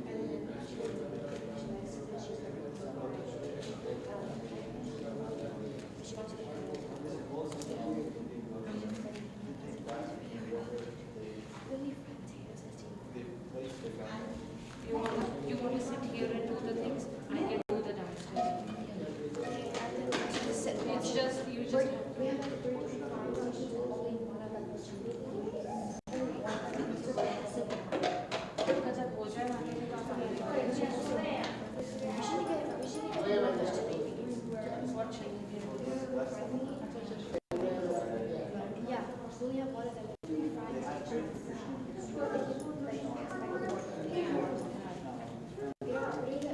Can you handle here?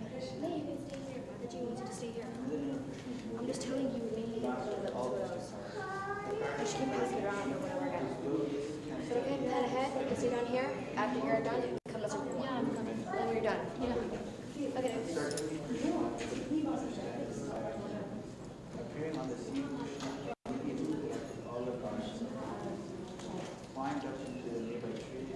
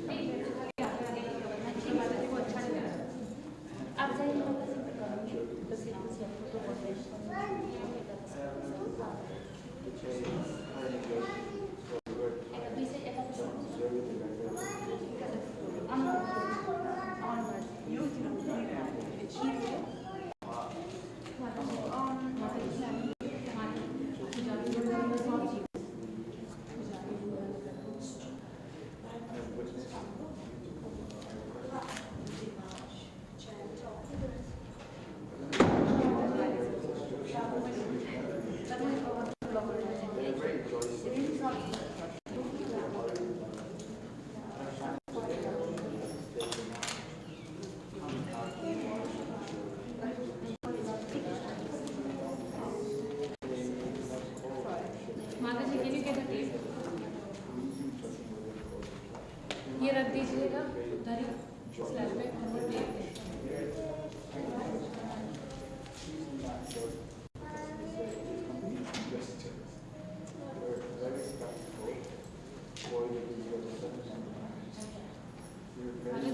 Box भी ला के डब्बे में नहीं आकर सारे डब्बे में नहीं आता में आता उसी टाइम खाली करके दे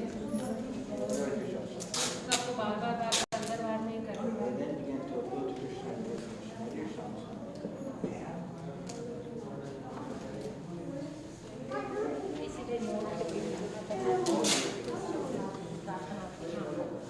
उसको आपको थोड़ा तो मोना माता चाहिए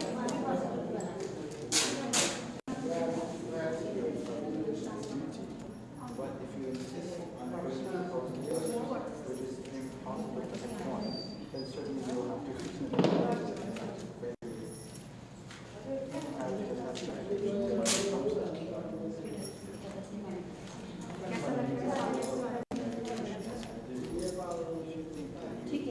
ये ऊंचा नीचा this is not why this is what like your looks are not जैसे ये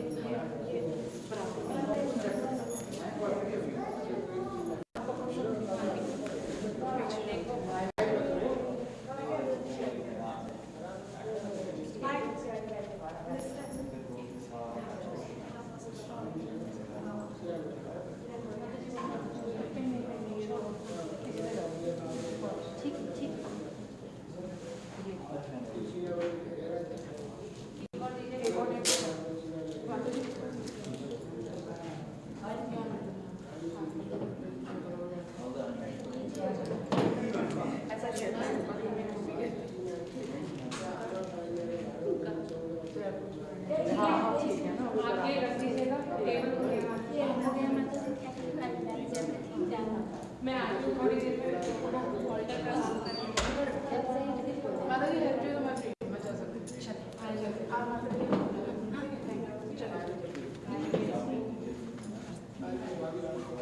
आप ठीक है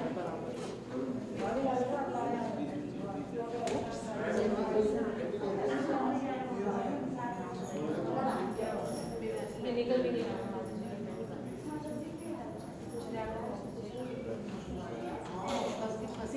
अभी तो वो कह रहे ना वो निकल भी नहीं रहा चलो चलो जी very much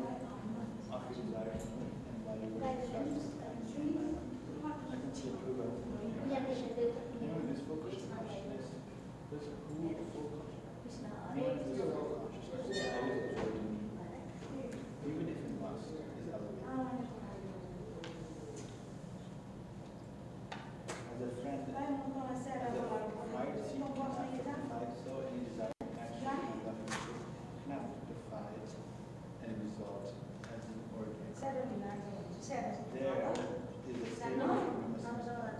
Karmani everyone is bound by fruitive activities of the authorities because they come for satisfaction of words. Similarly, the words added to should not be considered to be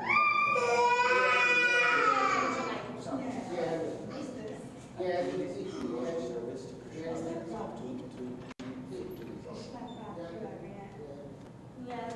my duty is Krishna desires to have me as a husband. This desire that you worship guides down. I promise that during the next autumn season you shall be able to meet. You shall enjoy me as your later Krishna in the company of his characteristics. It is my duty, Baba. And became very happy. So he addressed the inhabitants of the valley. My dear Sido, my dear Baru, my dear Andresan, my dear Shila, my dear Subal, my dear Arjuna, my dear Krishna. My dear Krishna, just look at the most fortunate trees of Vrindavan. They have decided their trees to do the welfare of others. Individually, they are tolerating all disturbances such as hurricanes, dryness, scorching heat, and piercing. But they are very careful to leave our fatigue and give us shelter. My dear friends, I think they are glorified in this birth as trees. They are so careful to give shelter to others. They are like a noble, highly elevated, charitable men who never deny charity to one who approaches them. No one is denied shelter of these trees. By these trees. They supply various kinds of facilities to human society, such as leaves, flowers, fruit, shade, food, spark, flavor, extraction, fuel. They're a perfect example of noble life. They are like a noble person who has sacrificed everything possible. His body, mind, activities, intelligence, and words for the welfare of all living entities. Thus, a superior person that they've got to walk on the bank of the Yamuna and leaves off the trees and their fruits and flowers and twigs, and praising their glorious welfare activities. Different people may accept certain welfare activities to be beneficial for the society, according to their own view.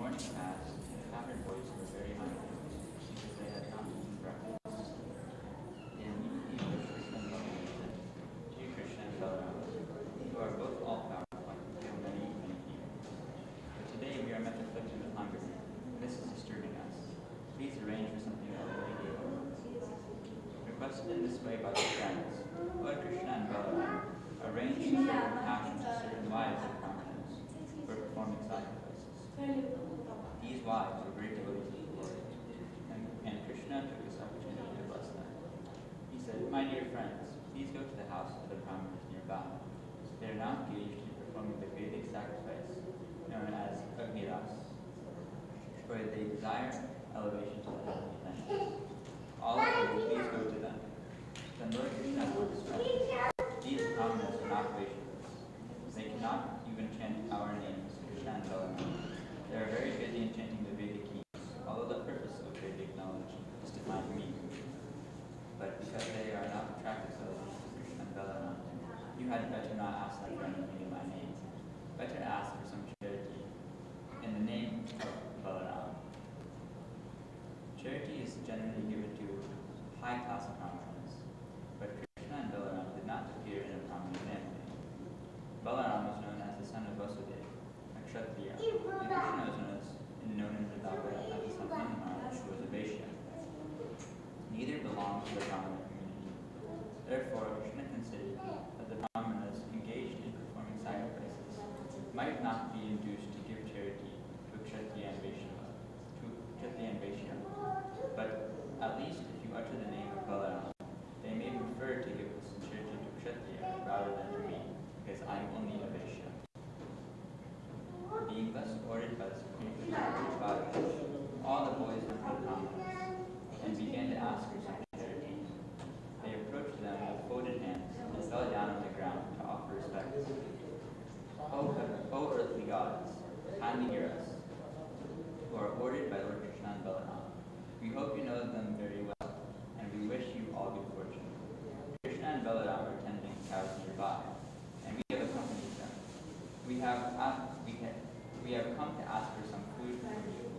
You are all brahmanas and knowers of religious principles, and if you think that you should give us charity, then give us some food, and we shall all eat along with Krishna and Balaram. You are the most respectable brahmanas within the human society, and you are expected to know all the principles of religious procedure. Although the boys were village boys and were not expected to be learned in all the Vedic principles of religious ritual, they felt that because of their association with Balaram, they knew all those principles.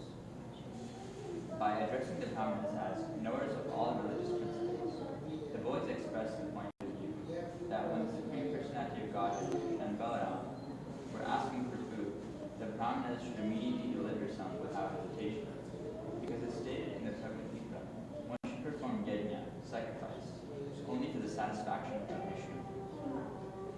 The boys continued, Lord Vishnu, as Krishna and Balaram, is standing waiting, and you should immediately deliver whatever food you have in your stock. They also explained to the brahmanas that when food is to be accepted and when it is not to be accepted. Generally, the Vaishnavas are great devotees of the Lord. Do not take part in ordinary sacrificial performances, but they know very well the ceremonials called Diksha, Janmashtami, and Janmashtami. One is permitted to take food after the procedure of Diksha and before the animal sacrificial ceremony, and the Janmashtami, or ceremony in which liquors are also offered. The boy said, "We can take your food at the present stage of your ceremony. For now, it will not be prohibited, so you can deliver us the food." Although the companions of Lord Krishna and Balaram were simple cowherd boys, they were in a position to dictate even to the high class of brahmanas. Engaged in the Vedic rituals of sacrifice. But the Smarta brahmanas were simply sacrificial minded, did not understand the dictation of the transcendental devotees of the Lord. They could not even appreciate the begging of the Supreme Lord. Krishna and Balaram. Although they heard all the arguments on behalf of Krishna and Balaram, they did not care for it. They refused to speak to the boys.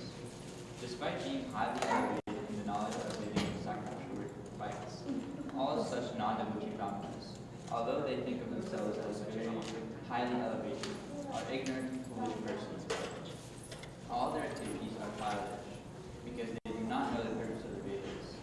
As it is explained in the Bhagavad Gita, to understand Krishna, in spite of their advancement in Vedic knowledge and rituals, they do not need understand Krishna. They do not understand Krishna. Therefore, their knowledge of the Vedas is useless. Lord Chaitanya, therefore, gave his valuable opinion that although a person person may not be born from a Brahmana family, if he knows Krishna or the signs of Krishna consciousness, he is more than a Brahmana, and he is quite fit to become a spiritual master. There are various details to be observed in the performance of sacrifice. They are known as desha, place, kala, time, prithak dravya, the different detailed paraphernalia, mantra, hymns, tantra, spiritual evidences, agni, fire, ritvik, learned performers of sacrifice, devata, the demigods, yajamana, the performer of the sacrifice, kratu, the sacrifice itself, and dharma, the procedures. All these are for satisfying Krishna. It is confirmed in the Bhagavad that he is the actual enjoyer of all sacrifices, because he is directly the Supreme Personality of Godhead and the Supreme Absolute Truth, beyond the conception or speculation of the material senses. He is present just like an ordinary human being, but for persons who identify themselves with the body, it is very difficult to understand him. The Brahmanas were very much interested in the comforts of the material body, and in elevation to the higher planetary frequencies called Swargavas. They were therefore completely unable to understand the position of Krishna. When the boys saw that the Brahmanas would not reply to them, even with a simple yes or no, they became very much disappointed. They then returned to Lord Krishna and Balaram and explained everything that had happened. After hearing their statements, the Supreme Personality of Godhead smiled. He told them that they should not be sorry for being refused by the Brahmanas, because that is the way of begging. He convinced them that one who is engaged in collecting or begging should not think that he will be successful everywhere. He may be unsuccessful in some places, but that should not be a cause for disappointment. Lord Krishna then asked all the boys to go again, but this time the wives of those Brahmanas engaged in sacrifices. He also informed them that these wives were great devotees. They are always absorbed in thinking of us. Go there and ask for some food in my name in the name of Balaram, and I am sure that they will deliver you as much food as you desire.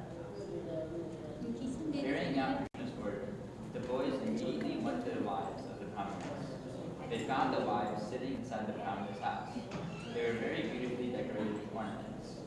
After offering them all respectful obeisances, the boys said, "Dear mothers, please accept our humble obeisances and hear our statement. May we inform you that Lord Krishna and Balaram are nearby. They have come here with the cows, and you may know also that we have come here under their instructions. All of us are very hungry. Therefore, we have come to you for some food. Please give us something to eat for Krishna, Balaram, and ourselves." Immediately upon hearing this, the wives of the Brahmanas became anxious for Krishna and Balaram. Their reactions were spontaneous. They did not have to be convinced of the importance of Krishna and Balaram.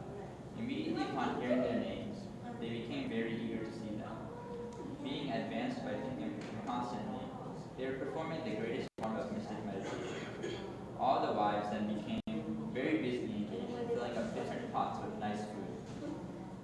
Due to the performance of the sacrifice, the various foods were all very palatable. After collecting a feast, they prepared to go to Krishna, their most beloved object, exactly in the way a river flows to its sea. For a long time, the wives had been eager to see Krishna. However, when they were preparing to leave home to go see him, their husbands, fathers, sons, and relatives asked them not to go, but the wives did not comply. When a devotee is called by the attraction of Krishna, he does not care for bodily ties.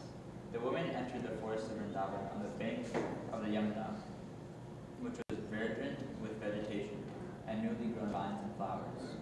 Within that forest, they saw Krishna and Balaram engaged in tending the cows along with their very affectionate boyfriends.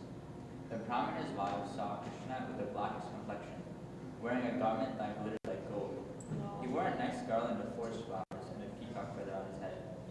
He was also painted with the minerals found in Vrindavan. He looked exactly like a dancing actor on a theatrical stage. They saw him resting on one hand on the shoulder of his friend, and in his other hand he was holding a lotus flower. His ears were decorated with lilies. He wore marks of tilak, and he was smiling charmingly. With their very eyes, the wives of the Brahmanas saw the Supreme Personality of Godhead, of whom they had heard so much, who was so dear to them. and in whom their minds were always absorbed. Now they saw him eye to eye, face to face, and Krishna entered within their hearts through their eyes.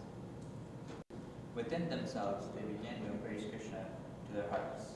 Content and the distress of separation was mitigated immediately. They were just like great sages, who by their advancement of knowledge merged into the existence of the Supreme. As the Supersoul living in everyone's heart, Lord Krishna could understand their minds. They had come to him despite all the protests of their relatives, fathers, husbands, and brothers, and despite all the duties of household affairs. They came just to see him, who was their life and soul. They were exactly following Krishna's instruction in the Bhagavad Gita. One should surrender to him, giving up all varieties of occupational and religious duties. He therefore began to speak to them, smiling very magnificently. It should be noted in this connection that when Krishna entered into the wives' hearts, and when they embraced him and felt the transcendental bliss of being merged, the Supreme Lord Krishna did not lose his identity, nor did the individual wives lose theirs. The individuality of both the Lord and the wives remained, yet they felt oneness in existence. Whenever a lover submits to his lover without any pinch of personal consideration, that is called shikshashtika. Krishna may act freely, doing whatever he likes, but the devotees should always be in oneness or in agreement with his desires. That oneness was exhibited by the wives of the Brahmanas in their love for Krishna. Krishna welcomed them with the following words: "My dear wives of the Brahmanas, you are all very fortunate and are welcome here. Please let me know what I can do for you. Your coming here to see me, neglecting all the restrictions and hindrances of relatives, fathers, brothers, and husbands, is completely befitting. One who does this actually knows his self-interest, because rendering transcendental loving service unto me, without motive or restriction, is actually auspicious for the living entities." Lord Krishna here confirms that the conditioned soul can reach the highest perfectional stage by surrendering to him. One must give up all other responsibilities. This complete surrender unto the Supreme Personality of Godhead is the most auspicious path for the conditioned soul, because the Supreme Lord is a supreme object of love. Everyone is loving self according to the advancement of his knowledge. Ultimately, when a person comes to understand that his self is a spirit soul, and that the spirit soul is nothing but a part and parcel of the Supreme Lord, he recognizes the Supreme Lord as the ultimate goal of love, and then surrenders unto him. This surrender is considered auspicious for the conditioned soul. Our life, property, home, wife, children, house, country, society, and all paraphernalia, which are very dear to us, are expansions of the Supreme Personality of Godhead. He is the central object of love, because he gives us all bliss, expanding himself into so many ways according to our different situations, namely bodily, mental, and spiritual. My dear wives and Brahmanas, Krishna said, you can now return to your house, to your homes, engage yourself in sacrificial activities and in the service of your husbands and household affairs, so that your husbands will be pleased with you, and the sacrifice which they have begun will be properly executed. After all, your husbands and householders, and without your help, how can they execute their prescribed duties? The wives of the Brahmanas replied, Dear Lord, this sort of instruction does not befit you. Your eternal promise is that you will always protect your devotees, and now you must fulfill this promise.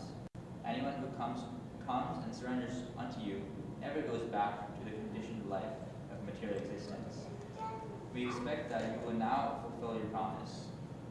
We have surrendered unto your lotus feet, which are covered by tulsi leaves.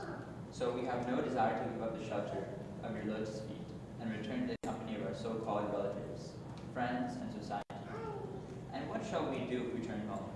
Our husbands, brothers, fathers, sons, mothers, and friends will no longer accept us at home, because we have